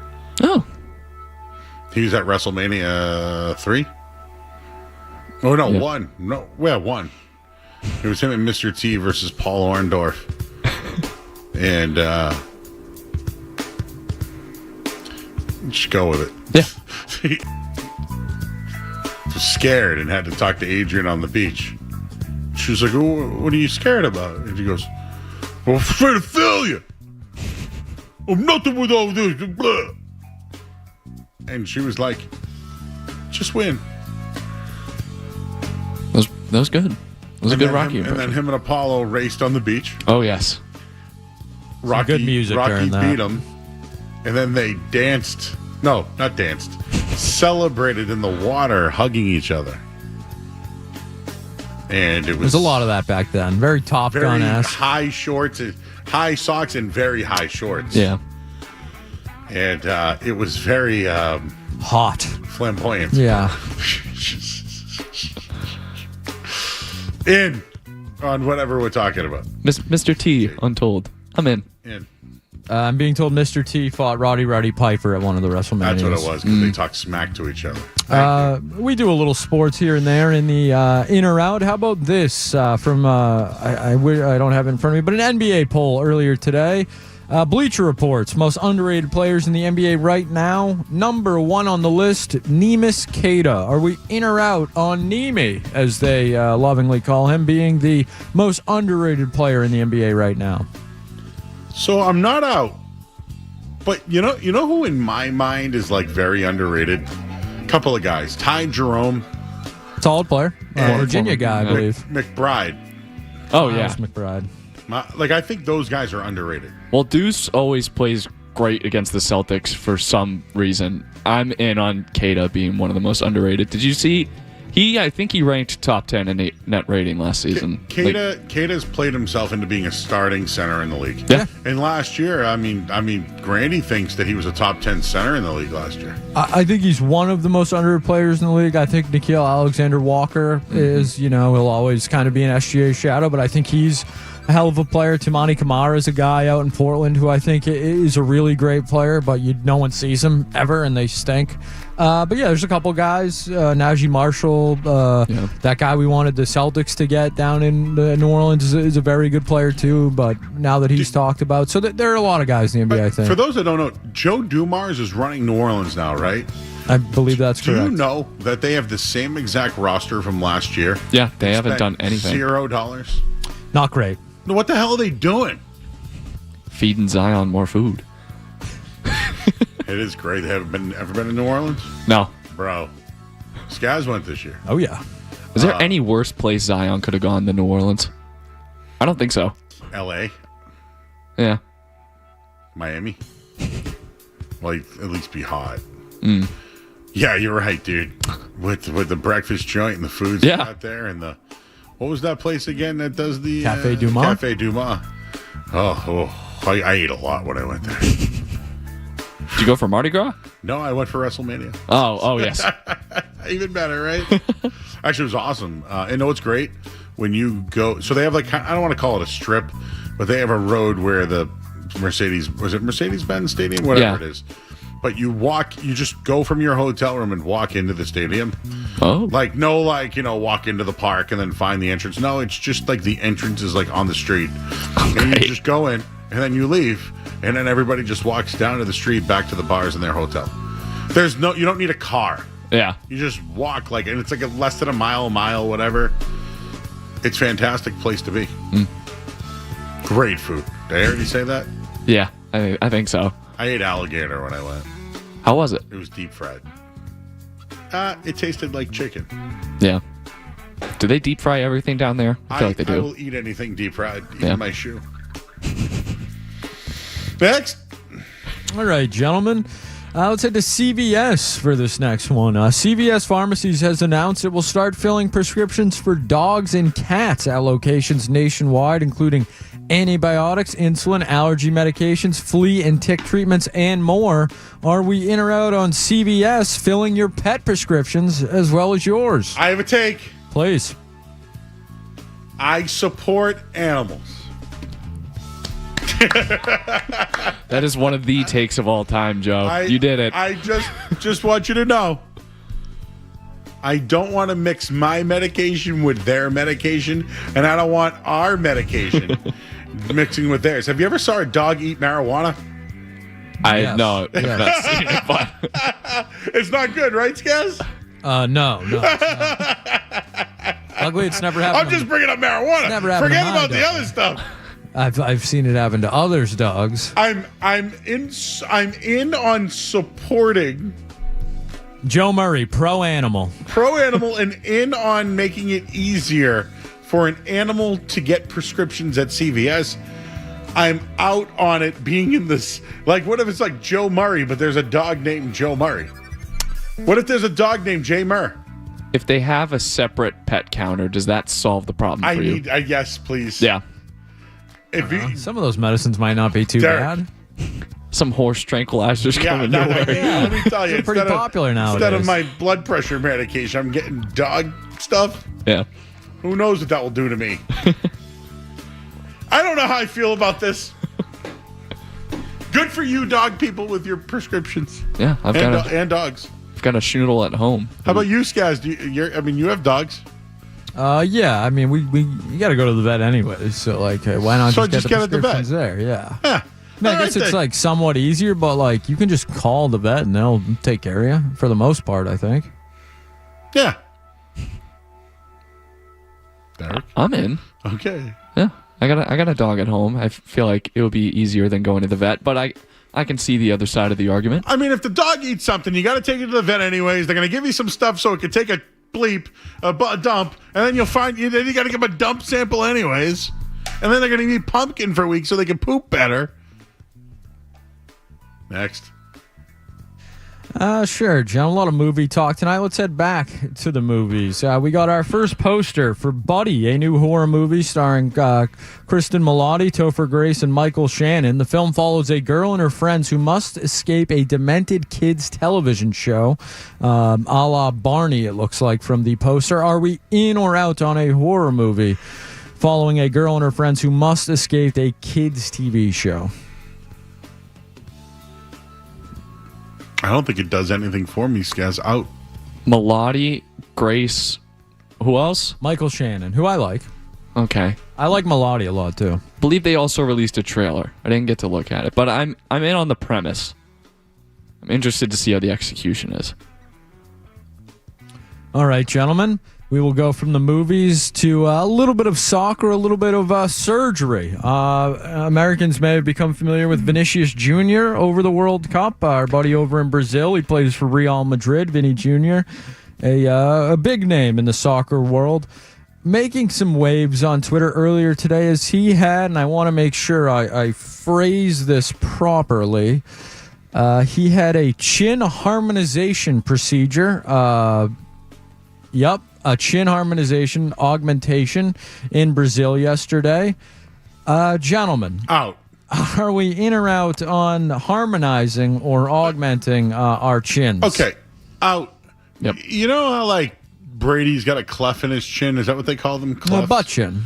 He's got a butt chin. Yeah. Yeah. Don't fix that. If you got a butt chin, you got a butt chin. His girlfriend. He used to have a bunchin' too, but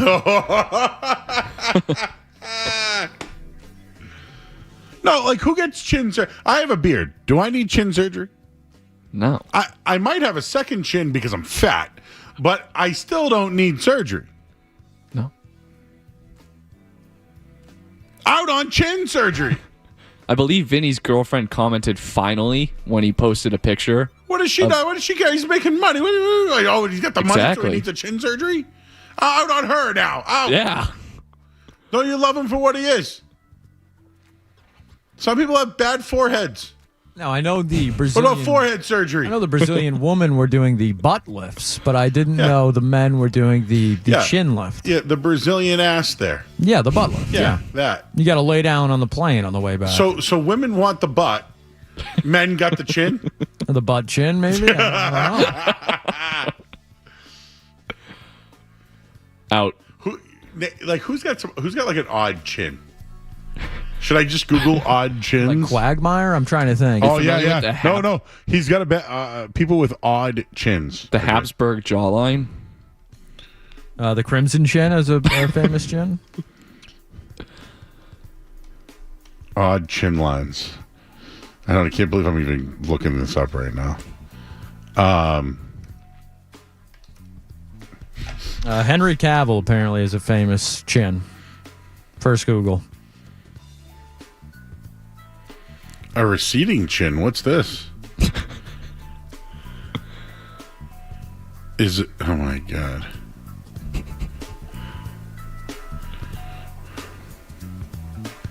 Never mind. Probably shouldn't get into this anymore. Tom Brady had one though, right? Yeah, he had the cleft or something. People with odd chins. Oh, Thanos. Thanos has an odd chin? Oh, yeah. Oh, celebrities with weak chins is what it said. Nicolas Cage. Yeah. Tobey Maguire, the original Spider-Man. Jeremy Allen White, he's from the cooking show, The Bear. The Bear. Like that show? Yeah. Michael Cera, he's got a weird chin. Yeah. Jay Leno, people are saying. Oh my God, Jay Leno is like how did I forget it? He is like the number one chin. Ooh, Pedro Pascal's got a chinny chin. Tracy Morgan.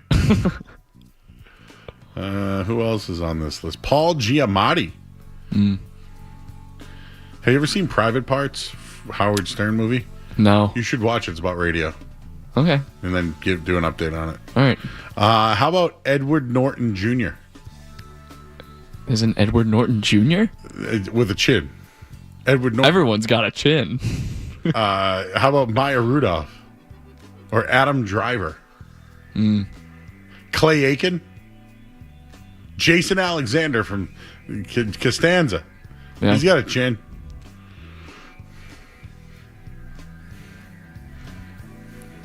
Never mind. That's all I got for chins. Does somebody have a thing on chins? No, I got nothing on chins. Anything else tonight, guys? We've gone a little. Yeah, I mean, how do we feel about Nick Sirianni potentially using ChatGPT? Oh, I saw this. So he wrote a letter to the staff. Hey, man, great job today. See everybody at 7:55 tomorrow. Don't be late. Great job this week. And at the bottom it says, use ChatGPT to give a motivational, to make it motivational. Oh, my goodness. But he sent it, and you could still see that he asked ChatGPT to write. You could still see the prompt? Yes. Oh, no. That makes me think he's a fraud. Just his whole coaching career is Everything gone is now. ChatGPT now. How do I... The Philly special, that wasn't him. Does Jalen Hurts throw the ball now without A.J. Brown? Is that what he's going to do? Got it. Here comes... Sign. Use the backup that Joe likes. That I can't remember his name right now. Oh, my God. I forget his name. All right. Controversy on the dog first prescriptions. Skaz, is the name really Cuckoo here? Is this really the name? That's what I was told, Joe. I'm simply the messenger. Wasn't thrilled about it either. Joe, my name's really Joe, but people call me Cuckoo. I've had 2 dogs, yellow labs. My mother and sister were both nurses. We brought it to a hospital because they were both hunting and broke their backs. When we came to the hospital, they gave us ibuprofen for humans and charged us $800 a piece per pill. My mother and sister are both nurses. Okay? I'm telling you right now, I'm legit. Okay? $800 per pill, which each person, if you got 800 pills, would cost you 50 cents. Okay, what's this have to do with That's dogs? how screwed up this is. I gave up. That- I hung up. Yeah, that sounded more like a commentary on healthcare and want insurance. Dog talk. Yeah. I believe the word dog was said once. You said dog? Yeah, I didn't hear it. once. That was it. I just don't want my dogs pills with. Did I sound like Bill Cosby there? I don't want my dogs pills with my pills. That was bad. Don't do Bill Cosby. And the cause of all people, you went with the cause. Well, unfortunately, you know what's so funny, Derek? We have to go. But you know what's funny? Everyone that I admired in my life was a big giant a-hole. Hulk Hogan, Vince McMahon, Bill Cosby, Diddy, not Mr. Kelly. T. You're right. Mr. T somehow made it through the pile. Hasselhoff's still going, too. Yeah. Even though he's had his moments. Everybody I loved. Oh, you know who else I liked at one point in my life is now a giant a-hole? Who? Conor McGregor. That guy sucks. And, dude, Skaz, when he was fighting that last fight, I bet so hard against him. He lost in 69 seconds. Nice. That guy, he needs to go away. He needs to hand it up. Out. And, like, no one wants to hire you. You suck.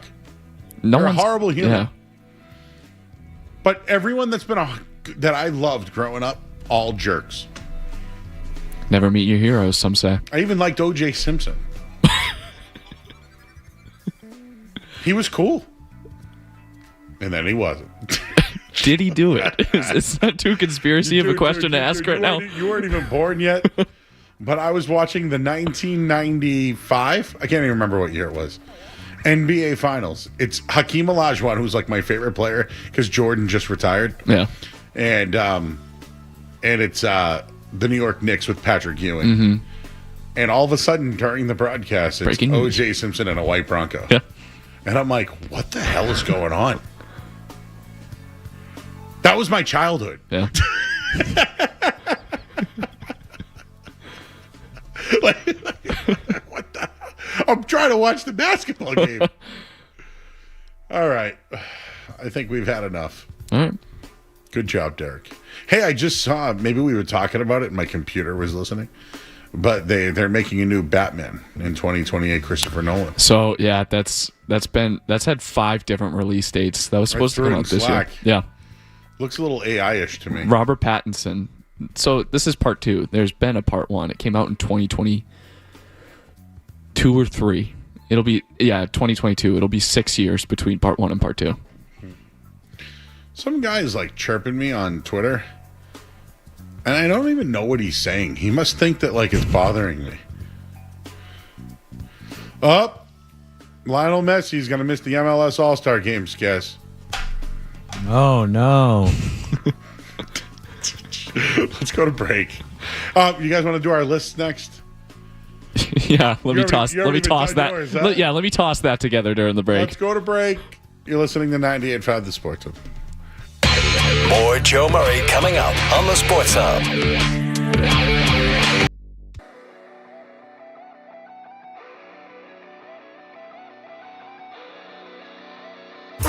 Over. No, we just took a long break. We call it the old double break. Yeah, the old double break. And we should just call it the double deuce going forward. What do you think, Skaz? Like a double deuce or the hydration break? A hydration break. I like that. Hydration break. Since the Red Sox have a 14-game winning streak, I figured we'd come out with our lists of your top 5 lists You know what? You just made the list. Right, Chris Jericho. That's right. So I did mine earlier. So I did this earlier on Nesson today. So I'm bringing it back up here. But I will share my 5, and then you guys can share your 5, and then we can live and let live. So I'll go 5-1 because number 1, of course, would always be the best. But my top 5 streaks. Number 5, Julian Edelman had 5 receptions in 13 straight playoff games. Mm-hmm. He had 5 catches or more in 13 straight playoff games. Yeah. That's good, right? Oh, of course. Very good, very good. Okay. Number 4, Tuukka Rask. Did you know that he had 20 straight games without a loss?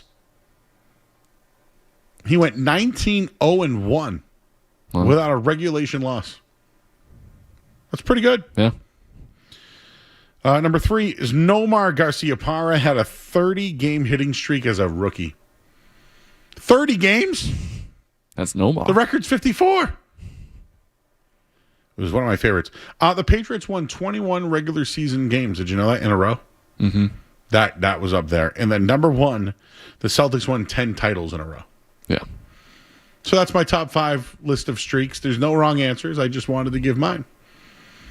Skaz, you want to give yours? Yeah, sure. So I took this.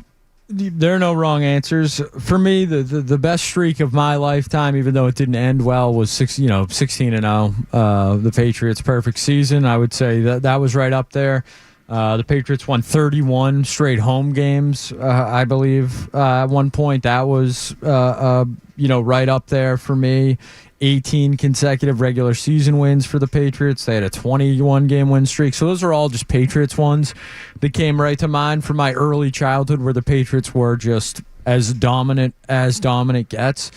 In terms of players, I didn't really have great ones. The King of the Fourth felt like a great streak for a player. He scored 20 or more points in 40 straight games or whatever it was. During that stretch, I think he broke Havlicek's record that season, so that was pretty cool. But I wasn't around for Ted Williams, 84-game on-base streak. That one was nuts. Yeah, I don't know anything about it, but he did it 84 times. Yeah, and then you mentioned from 59 to 66, 8 straight titles for the Celtics. I will say the year after they won the title, I think they started the season 27-2 or something. Wow. That 08-09 year. So that was pretty good. But no, mine were more team oriented, I would say. So for me, it was those early Patriots, 31 straight regular season, home wins, the 18 straight games. Those were the big ones for me. I said 10 in a row, but it was 8 in a row for the Celtics. Yeah. It might as well have been 10. Who cares? They got 10 rings, right? Exactly. All right, Derek, what do you got for us, buddy? Starting at 5, I got Bruins' 29 straight playoff appearances from 1968 to 1996.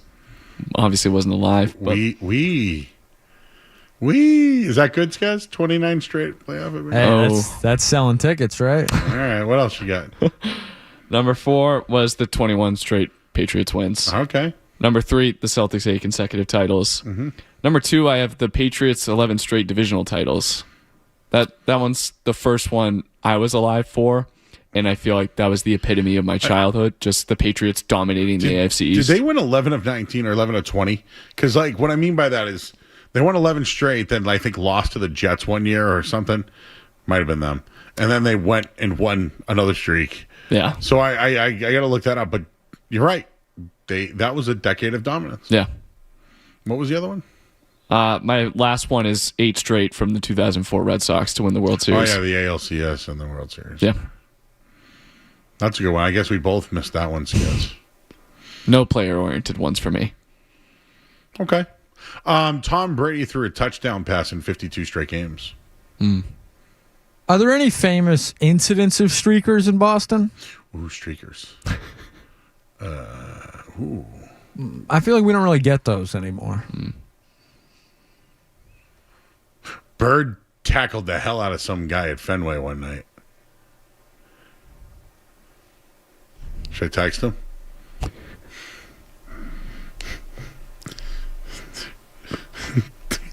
Should I have him tell us the story? What else we got going on tonight? I'm going to text him right now. Any famous streaker stories from Fenway?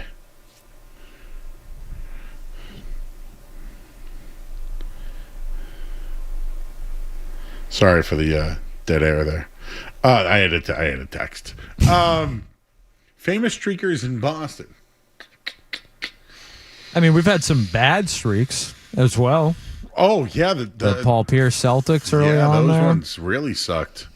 Matt Young, I think, lost a ton of games in a row for the Red Sox. It was like my childhood era. I think this year's Red Sox team already has a couple of bad streaks. Yeah. Have they ever been under 14 games under 500? Or they were a little bit, something to that degree. Matt Young, 11 straight decisions. Oh, God, that's horrible, right? He pitched a complete game no-hitter against the Cleveland Indians and lost 2-1. A complete game. What year was that? A complete I was game a kid. no-hitter against the Cleveland Indians. What year? 1991. I knew it. I remember that. A complete game no-hitter against the Cleveland Indians, and he lost 2-1. I was 9 years old, and I remember that game. He lost 11 straight, but threw a complete game no-hitter and lost. 2-1. What? That's how bad they were, because they were walks good. and errors. They were good before that. They had the Morgan Magic in '88. They made the playoffs in 1990. Roger Clemens got thrown out of the game because he swore at the umpire. But that was the Mark McGuire, Ricky Henderson, Jose Canseco, like those A's. Mm-hmm. And it was Roger versus them, and the ump tossed him, and then they were doomed. And then the next year, Matt Young was supposed to be the next. Dude, Matt Young was supposed to be like the next John, but what John Lester was. Didn't work out. That guy sucked. Oh my God, they thought he was going to be so good. I mean, he did throw a complete game no-hitter. But he lost. I mean, that's a remarkable feat. That is a bad loss. Tom Brady threw for 500 yards in a Super Bowl and lost. Yeah. I think he broke the record for most yards in a Super Bowl and lost. That's not a good streak. What game was that? Was that Philly Eagles? Yeah. Not cool. Not cool. I didn't like that at all. I texted Bird. He said he needs to wait a few more years before he can tell us the story. Oh. So, wait, I can't wait for the Netflix documentary of Bird talking about Fenway Park.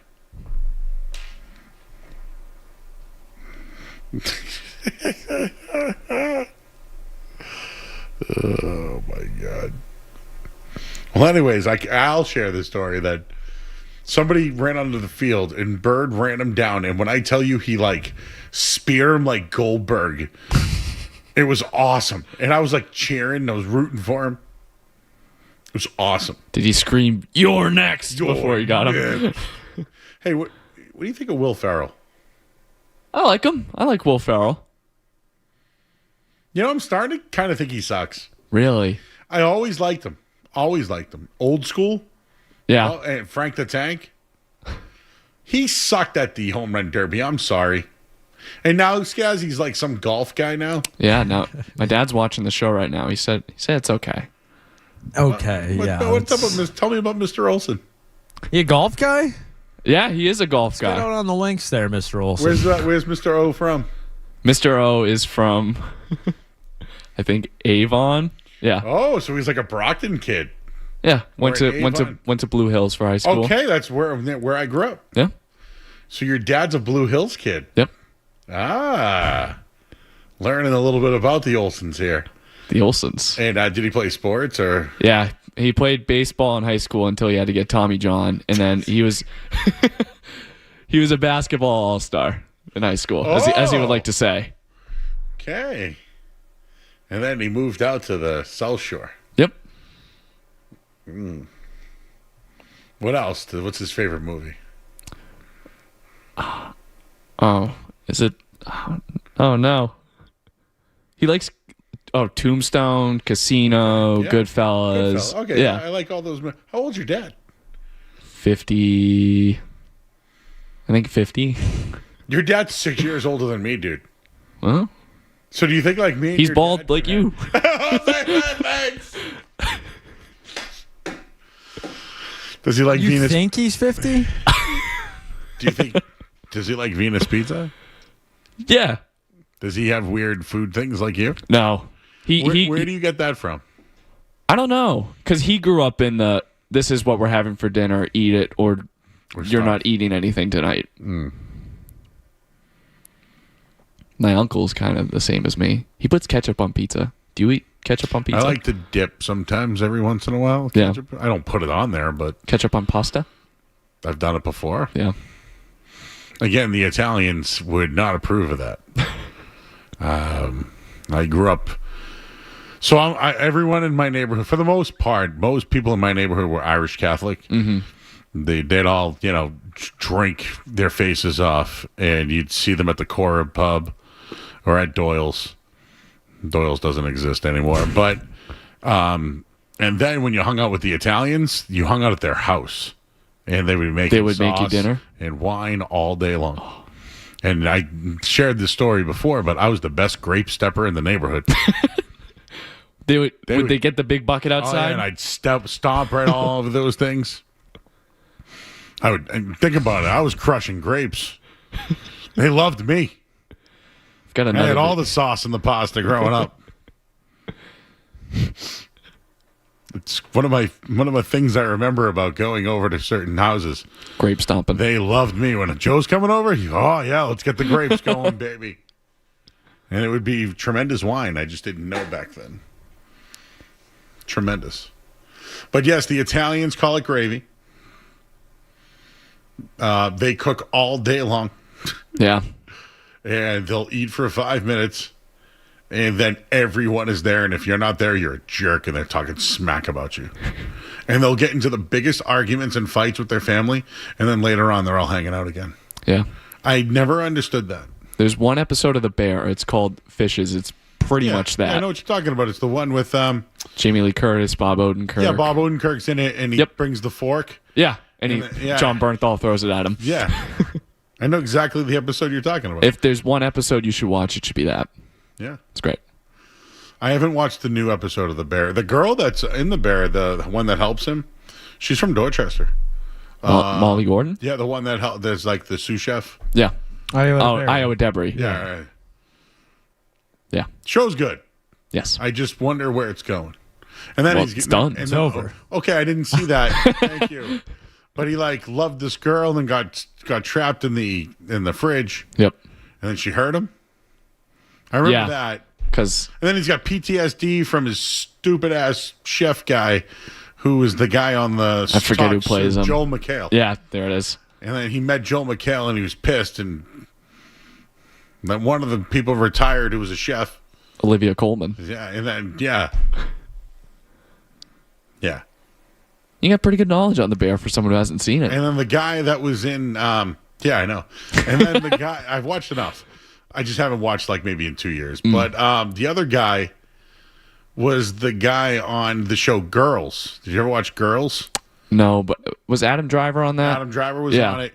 That dude that was his cousin, he was in Girls and dated a girl. He's never mind. But he was in it. And Adam Driver was Kylo Ren. Yes. Can you do a Kylo Ren voice? I know what I have to do, but I don't know if I have the strength to do it. That wasn't good. But... Did you ever watch Mrs. Doubtfire? Euphigenia Doubtfire, dear. Help is on the way, dear. Help is on the way. Okay, yes, keep going. I can do a drive-by fruiting. I can do a great impression of a hot dog. We have to go to break now. Can you do that impression again someday? Absolutely. That's what we should do for a social video. Me do impressions? I'll put a bunch of people in front. No, you do the impressions, yeah. Not me. All right, sounds good. I'll be the one. I'll just say their name and you go. I'll cut up stuff from tonight and just put the picture in front. Awesome. A compilation. Perfect. All right. Well, everybody, this hour of the sports has been brought to you by Valvoline Instant Oil Change.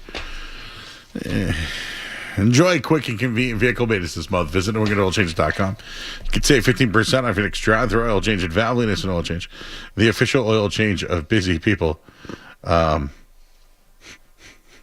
Bird has said Matt Corden's Toy Collect is insane. You got to watch it.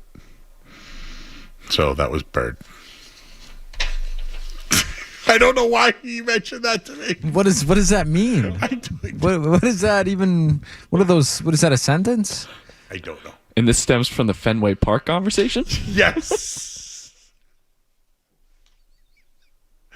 Welcome to the world of Bird, who I love and I miss him so much.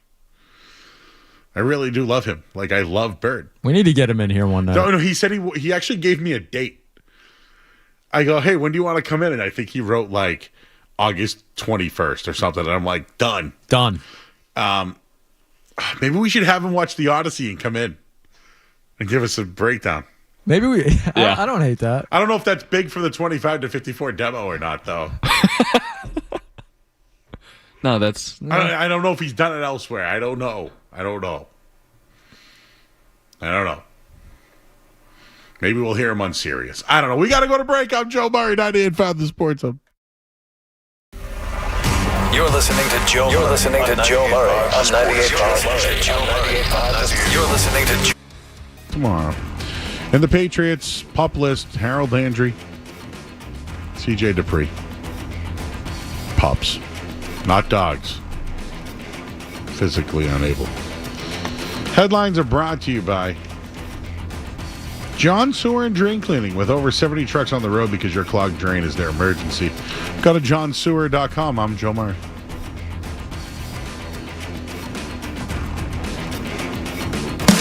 This is what happens when analysts take over the game, take over the sport. This is where you talk sports. It happens all the time. The Sports Hub.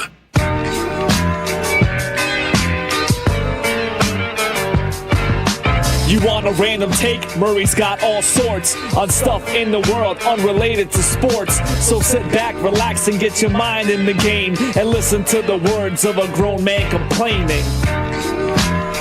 All right, it's Murray's Musings here on the Sports Hub. Tonight is July 21st. Hey, Derek, while we're talking, you don't have a computer in front of you. Do you have a phone in front of you? Yeah, I have my phone. Can you look up celebrity birthdays for July 21st today? Absolutely. We haven't done it in a while, Skaz, but you know what? I figured during a nice little rain-delayed night. Sorry, I keep saying rain-delayed. A rain out of a night. So I have a few things that I'd like to bring to the table here. Number one, biohacker Brian Johnson reveals he has created a newborn clone of himself in a petri dish. That's the same guy who injects his son's plasma into him so he can stay young. He tracks his boners and his... Wait, what? Yeah, he does everything. He tracks... Wait, how do you track boners? During his sleep, he wears a piece that tracks his amount of... It's kind of like a fart monitor? Yeah, sure. He also tracks his female partner's, patterns as well. And health down there. That's sick. That's a sicko move. It's all very public, Joe. He posted all on Twitter. She's consented to all of it.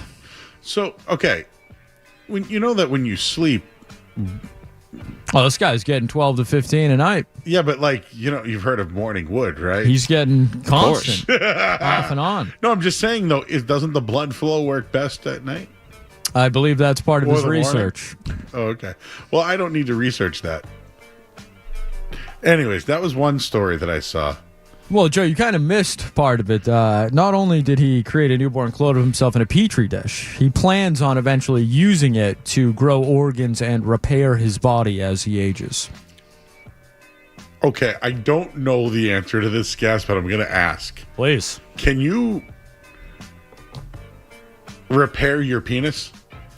It can break. Great question. I think you can repair it. Like, now, I'm not trying to be a jerk or obtuse. By repair, I'm not talking about like a lizard leg or a tail where you can lose it and it comes back. I don't think we can go quite to that length.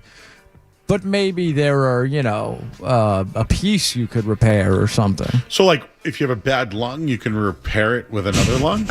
Sure. I think that's kind of part of it. I've heard of a lung transplant before. A penis transplant, not as common, I don't think. I don't know how I feel about repairing body parts. Like, I know you can go to the mechanic and repair your car. Sure. Oil change, yeah. I mean... You want your oil change, Joe? Well, I go to Valvoline. It's an oil change. And I get a 20% discount by using getanoilchange.com. But I'm sure all those boner updates certainly help him get his oil changed. Corny. Hey, what's this Buddy movie? We did that. We did that during In Oh, or we Out. already did it? Yeah. Sorry, I wasn't listening. I apologize. Wait, we did the Buddy movie already? Yeah. That was Michael Shannon. You were out on it. Kristen Milotti, Topher Grace. Kids TV show. What's this Chip Kelly thing going on? Sammy P posted. One of the funniest pictures I've ever seen. Why the hell is he wearing a hard hat? Are you serious? Is this real? Wait, is Chip Kelly at Northwestern now? Yes. I forget what position he is. Some kind of offensive coach or something. Do you know he got fired in the first 8 games with the Raiders last year? He's the OC. Okay. Oh, yeah. They could use help with offense, for real. I've heard Chip Kelly's a nice guy, but I've also heard he's a giant tool. Yeah. And I'm going to tell you, in this one, he looks like Paul Blart. Who let him walk out in that? Who said, "You're good to go, Chip"? Did you guys see the theme nights for the Bruins that got announced? They're nice. There's opening night, mental health awareness night, fight cancer night, military Patrice Bergeron December 1st. Fan appreciation, first responders, women in sports. Hockey is for everyone, teacher appreciation. Well, I want my Star Wars night. Or I don't know, Hanson night. Or you know what I'm saying? Evil Rocky night. Evil Rocky night. Okay. What if you were to make an evil Rocky? Where would you start? So this is my idea for the play. So I think I start at the end of Rocky. We got Apollo versus Rocky. I think Rocky loses, and I think Adrian leaves Rocky, and I think that is the tipping point where we go into evil Rocky. Yeah, but where does Meatloaf come in? Where does Meatloaf come in? So wait. He has to be involved. So Adrian leaves, and then Rocky's on his own. Yeah. What happens to Uncle Paulie? Does he go with Adrian? Does he bring the robot? Maybe. What happens to the Russian? Does that even happen? Drago. Maybe. I got to include Clubber Lane at this point. We got to get Mr. T in there. Did you know that's what Ted used as his name? Ted, the movie Ted. Yeah. He goes, "What do you want to be called?" He goes, "Clubber Lane." I did not. I've not seen the Ted movies. Are you serious? Yeah. I haven't seen the TV show either. What did you eat for lunch today? What did I eat for lunch? Oh, I had 2 slices of... Well, I was at camp today, so I packed my own lunch. I had 2 slices of leftover pizza from Mamma Mia's, and then I had a bag of Scooby-Doo snacks.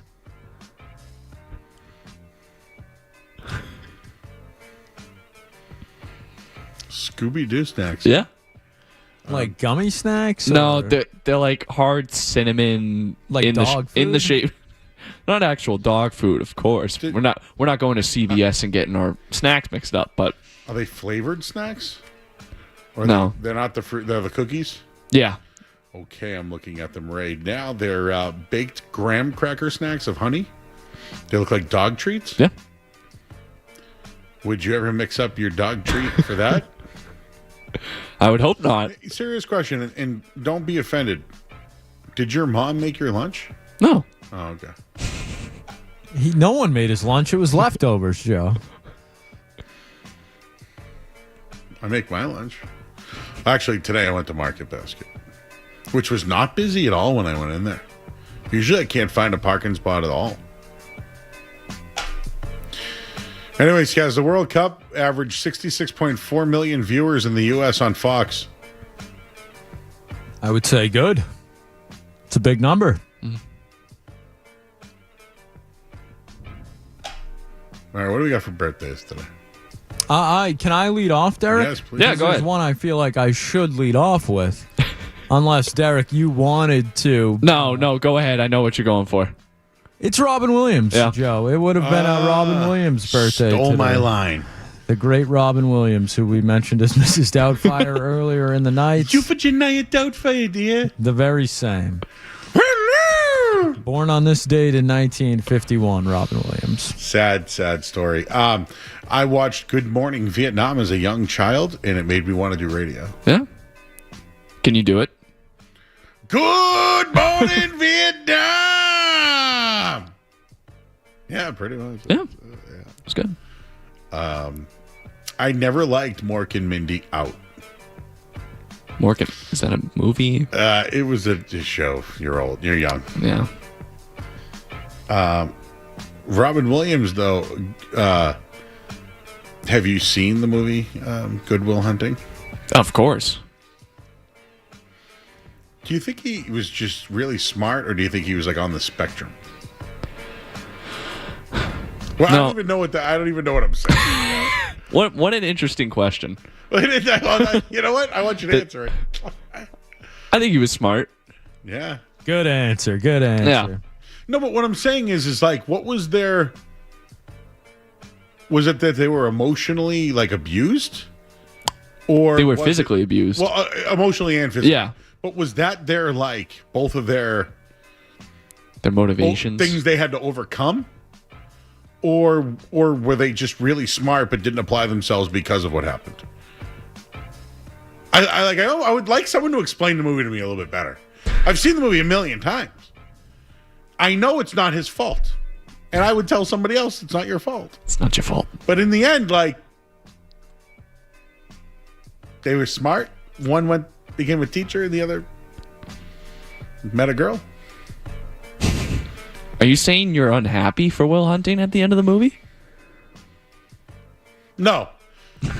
But there are people here that if I see them here in a year from now, and I show up and they're here and they're doing the same thing, I'm going to be pissed. And when they go on to do something different, I'm going to be happy for them. I understood that. Who else we got for birthdays today? John Lovitz?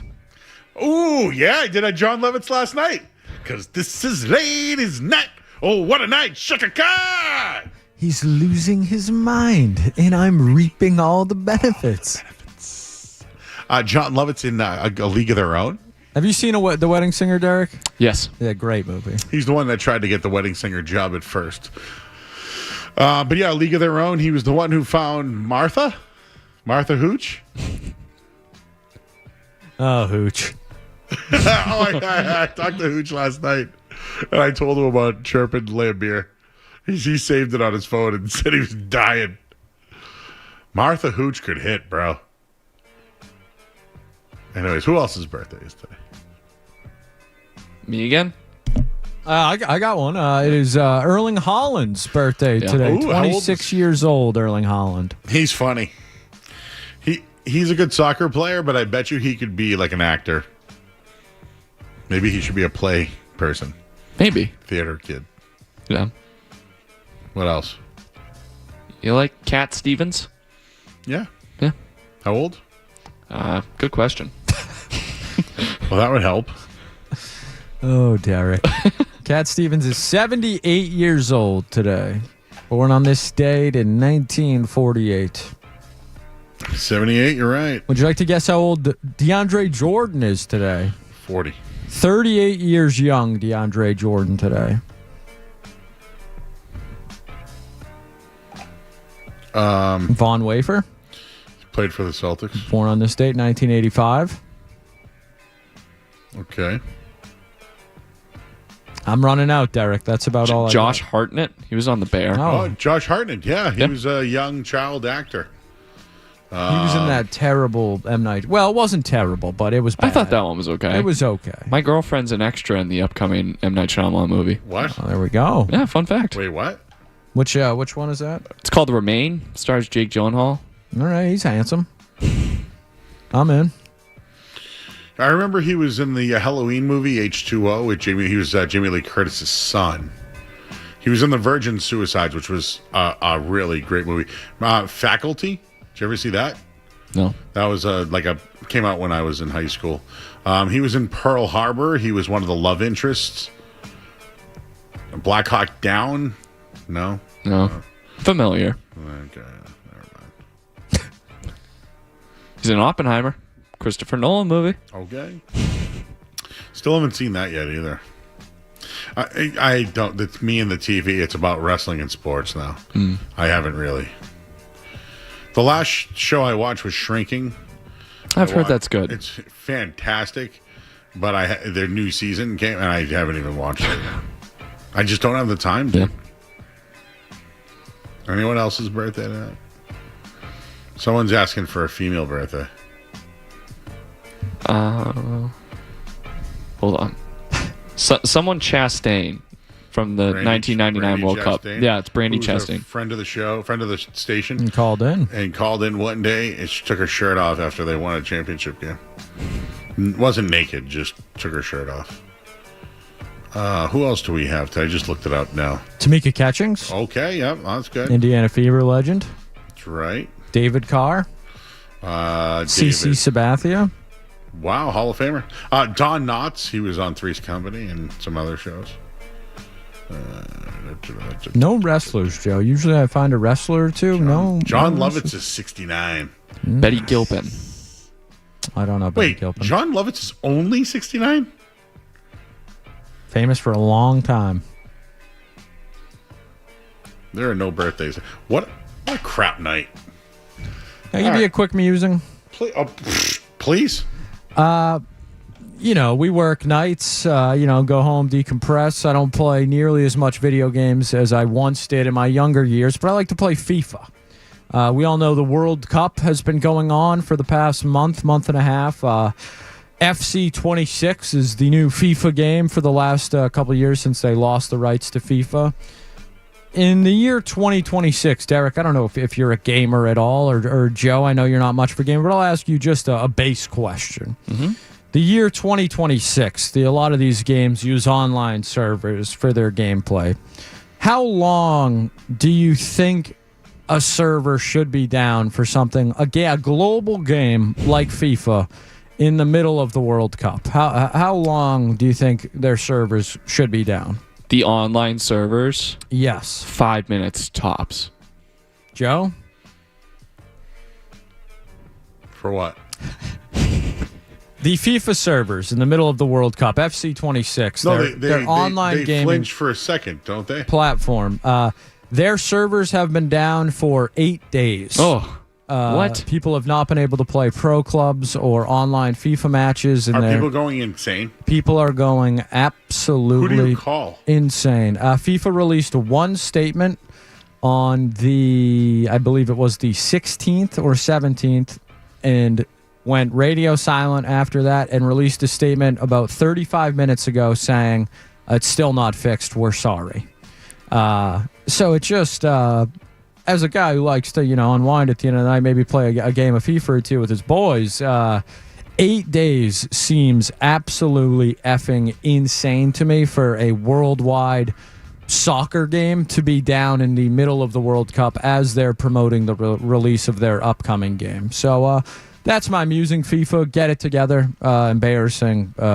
Just poorly run for such a well-known organization. So that's just me getting a personal bitch off my chest. Because you can't play. Yep. Got it. Was there anybody who got let go today from ESPN you're shocked about? Kyle Ravitch, I feel like they could have done him better. Little League World Series is right around the corner. I feel like he is the Little League World Series, too. So, for those, he's a local guy. He grew up in Needham. I feel like everyone in my childhood knew him. Baseball Tonight's Kaz, we don't have it anymore, but that was the best. That's how I knew who hit home runs. I used to watch it all the time. He was the guy. I think he could retire because he's probably done well. But like maybe MLB Network. How old do you think he is? I'm gonna say close to 60. 61. Okay. Just turned 61 in January. So, but yeah, I mean, he can retire if he wants. I'm sure he made enough money. Maybe he'll pop on the baseball hour. So I invited him. I said, hey, right down the road. Well, let's see. Someone else mentioned the baseball hour, and I said, no. Oh, get him over Joe at show. Not Joe Nesson show. or my show. you Not the go. baseball hour.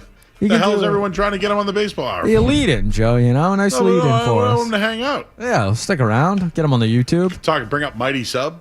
Talk about Needham places. Hey, we know a couple Needham guys. That's right. All right. I got to talk about this because I don't really understand. Please.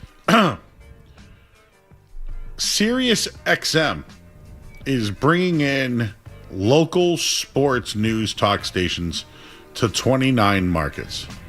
It's going to launch September 1st. Our competitor is going to be heard on Sirius. Oh, maybe someone will hear him then. So my question is, see how he stuck that one-liner in? How does that help them that they're like, I don't have Sirius. Can't hurt, Joe. It's true. I don't have Sirius. I know that it exists. I know that I see when people are on Sirius, it pops up on my timeline. I've been a guest on people's Sirius XM shows. But my whole thing is like, how do you calculate ratings locally if it's on Sirius? And I'm not going to Sirius XM to listen to sports radio. Like, isn't like Fox and all them on? No, what I on will FM? say, when it's game season, I do like I want to kick around. Like maybe I can get a local like football game or something that I can't get. But you're right, I'm not really going there. There's some wrestling pods that I like that are on there, but like, I guess my question is, we're in the Boston market, right? Yep. Don't people in Boston have to listen on digitally, terrestrial, whatever, to get ratings? Yet, if it's on Sirius, how do they get the ratings? That I have no idea. So it was a big news story today, but I'm just wondering how it is a conflict for us. So I guess, guys, when I try to figure things out and I don't understand, maybe I should try not to figure it out. But yeah, good luck. Good luck. Good luck.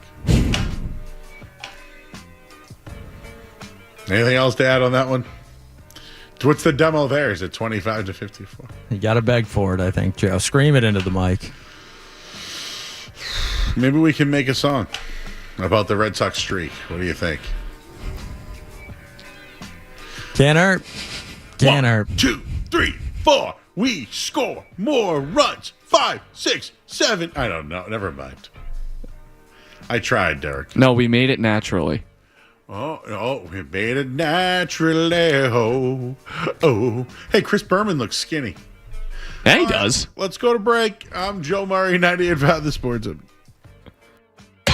More Joe Murray coming up on the Sports Hub. Murray gets you right through the night. I actually spoke with women today. On the Sports Hub.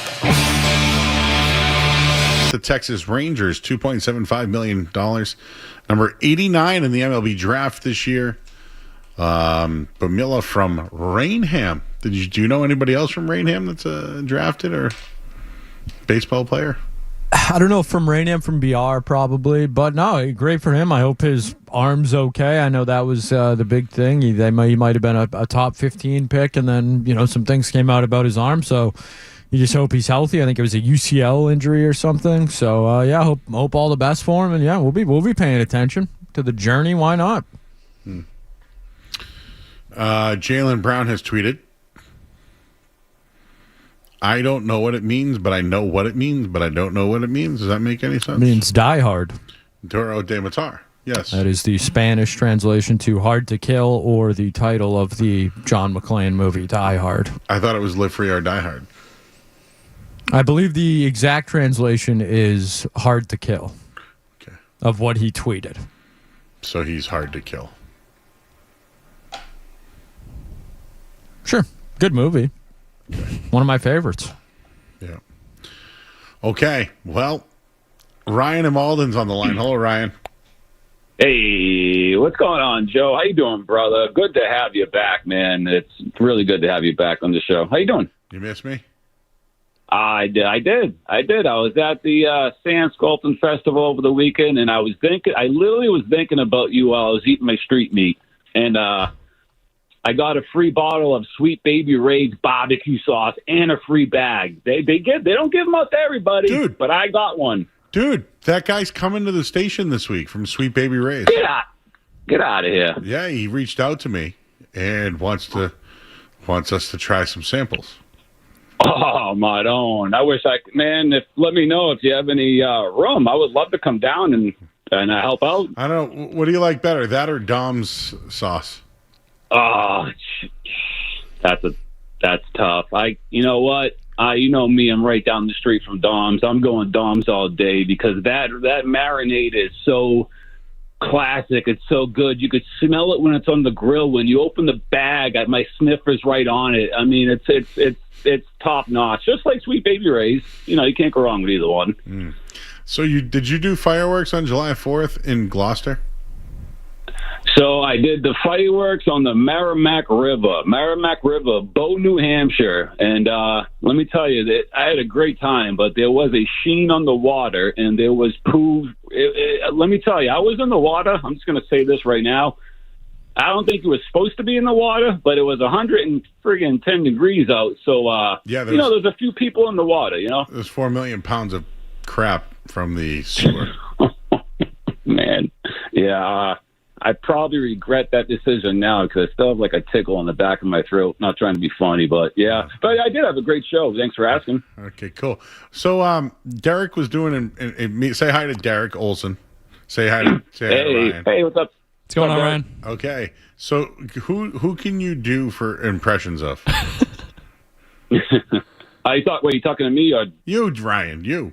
Oh, sorry. Yeah, my volume's a little low. I got to get my phone fixed. So I got Macho Man Randy Savage.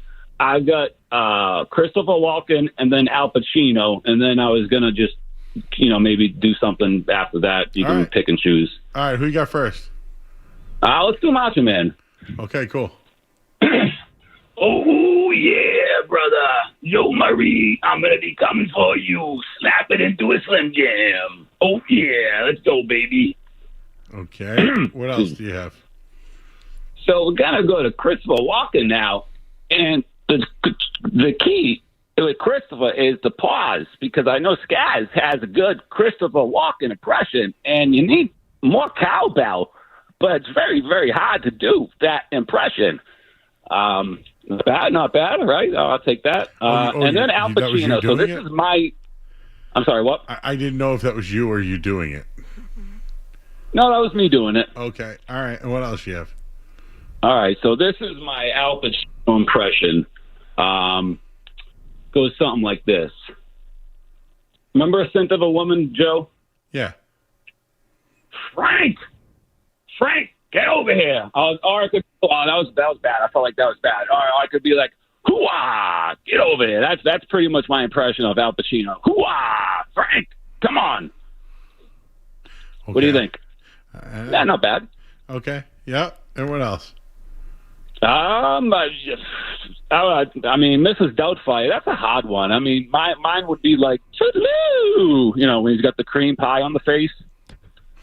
We all love cream pies, right, Derek? Yep. Derek, what's your favorite one? I mean, you did a couple good ones. I know Skaz. You do a good Christopher Walken Skaz. I remember I did that last time, and you did a good one. Thanks, Ryan. Yeah, who would be better for Christopher Walken? Derek? Joe, maybe you could pick this one out, but who's better Christopher Walken? Derek or Skaz? I think Skaz has got me beat. Skaz, you want to have a Christopher Walken impression off? A walk-off? A walk-off. Oh, a walk-off, yeah. I'm trying to think of another... What's another impersonation that, you can do? I can do a good Kermit the Frog. Hey, guys! Oh, you go, sorry. I am Kermit the Frog. That is really good. Miss Piggy. That's awesome. I'll try that. I am Kermit the Frog, and I am trying to see Mrs. Piggy. Any good? Nice try. Yeah. All right, yeah, man, that's a hard one. You could do Kermit the Frog. That was really, really good. Wow. I love you. I can do a Rex Kwon-Do pretty well. Who's Rex? Wait, who's that? Never mind. I'm not gonna do it. Oh wait, why? I know who that is. I'm blanking out. From Napoleon Dynamite.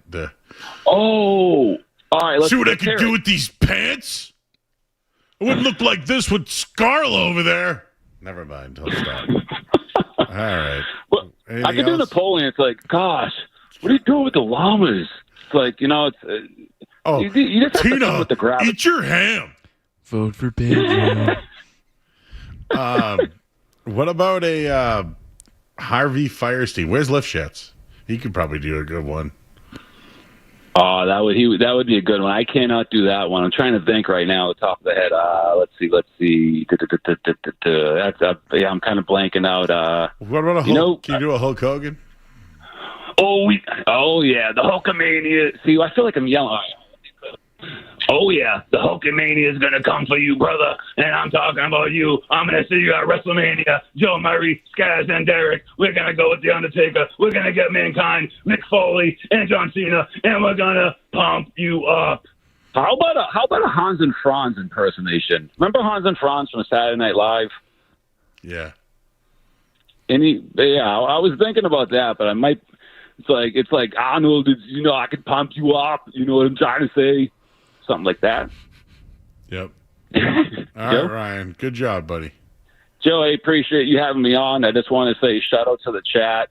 I love you that you're back, man. Derek, did you miss me? I really did miss you, man. Yeah, I did. Yeah, you're the night show guy, and what I mean by that is you keep the blood flowing, you keep the energy going. What if they put me on another show? Well, I know you're on Boston's Into the Chat. I see it, man. Yeah, that's you're blowing up. I'm talking about here, though. What if? You know what? If you're happy doing it, I'm happy for you, brother. Because you deserve it. You work hard. You mean no? What? Wait, what? Like I know you call in the Zoe and Beetle. What if I was on that show? That would be great. I would love that. You know what? I think you could take McCone's job. I know. No. That was not where I was going. I was kidding. But where were you going with it, though? No, would you still call in and do impersonations if I was on another show? Absolutely, yes. Ryan and Malden doesn't back down. I don't know. I feel like I've been calling you guys. Well, I started off with you maybe about a year ago. But I've been calling you 98.5 for about 9 years now, and it's a big part of my life. You guys really helped me get through a lot of the part of the day. But Joe Murray, you're a man of the people, man. So I mean, yeah, I love you, brother. And if you're going on any show, I will still do everything I'm doing now and calling into for the future. And I'm on board, baby. 98.5, where it's always live. Thanks, Ryan. Thank you. Bye. That was Ryan and Malden, Derek. That was Ryan and Malden. Mm-hmm. Would you like to give us our final headline of the night? Yeah, let's do it. Here's Derek Olson of Whitman, Hanson, Massachusetts. Is that where you went to high school? Yeah, Whitman, Hanson. Do you guys call it WM? No, because it's WH. Oh. Let's go to break. I'm Joe Murray, 98.5 The Sports Hub. Sports Hub headlines. The Boston Red Sox will play a doubleheader tomorrow against the Baltimore Orioles after a weather postponement tonight. Jake Bennett will take the mound for a 1:35 first pitch.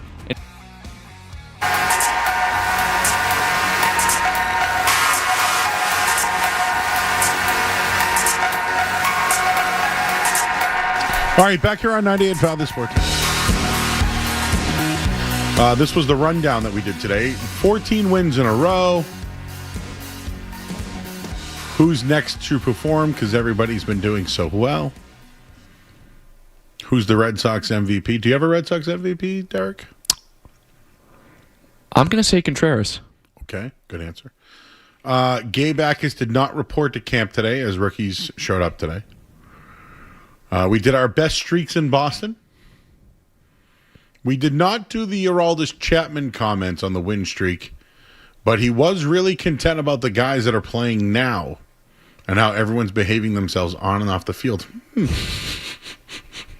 I worry about those translations sometimes. I'm just sniffing, that's all. No, I think it's fair to sniff, but anytime it's through a translator, I wonder, everything's different. I'm leaning on the side of, good for the Red Sox on that one. PFF rankings, Drake May 8th on the quarterback list. Anyone have a problem with that? I do. You think he should be better than that? Yeah, name me 7 better quarterbacks. Allen. Matt Stafford.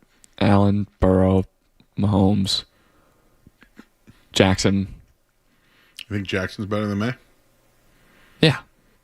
I still think so. I don't know, Skaz. He's got 2 MVPs. I don't know. How'd Drake May look in the playoffs? Hey.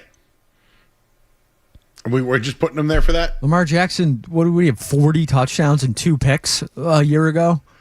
Okay. He runs better than Drake May? Yeah. So who did better in the playoffs last year, Drake May or Lamar Jackson? Pretty much the same, if you ask me. Really? What? Was Drake May good? You waited until 10:55 to do this segment tonight? Was Drake May good in the playoffs? We're going to start pretending he was good in the playoffs now? I think that, I will say this. I don't know if Drake May was good in the playoffs. He was bad. But no, what I will say, though, is he made some really big plays. Like Drake May's touchdown pass to Booty was the difference. Yeah. And how about that third down run on in Denver. I'm just saying, like, and even in the DeMario Douglas touchdown against the Chargers, like Drake May. Okay, if Drake May sucked in the playoffs, when the money was on the line, he made the plays. Mm-hmm. How about the Super Bowl? I would say the money's on the line in the Super Bowl, no? You know what I think, Skez? You don't think the money's on the line in the Super Bowl? I think it was a Floyd Mayweather, Manny Pacquiao situation where his arm was hurt.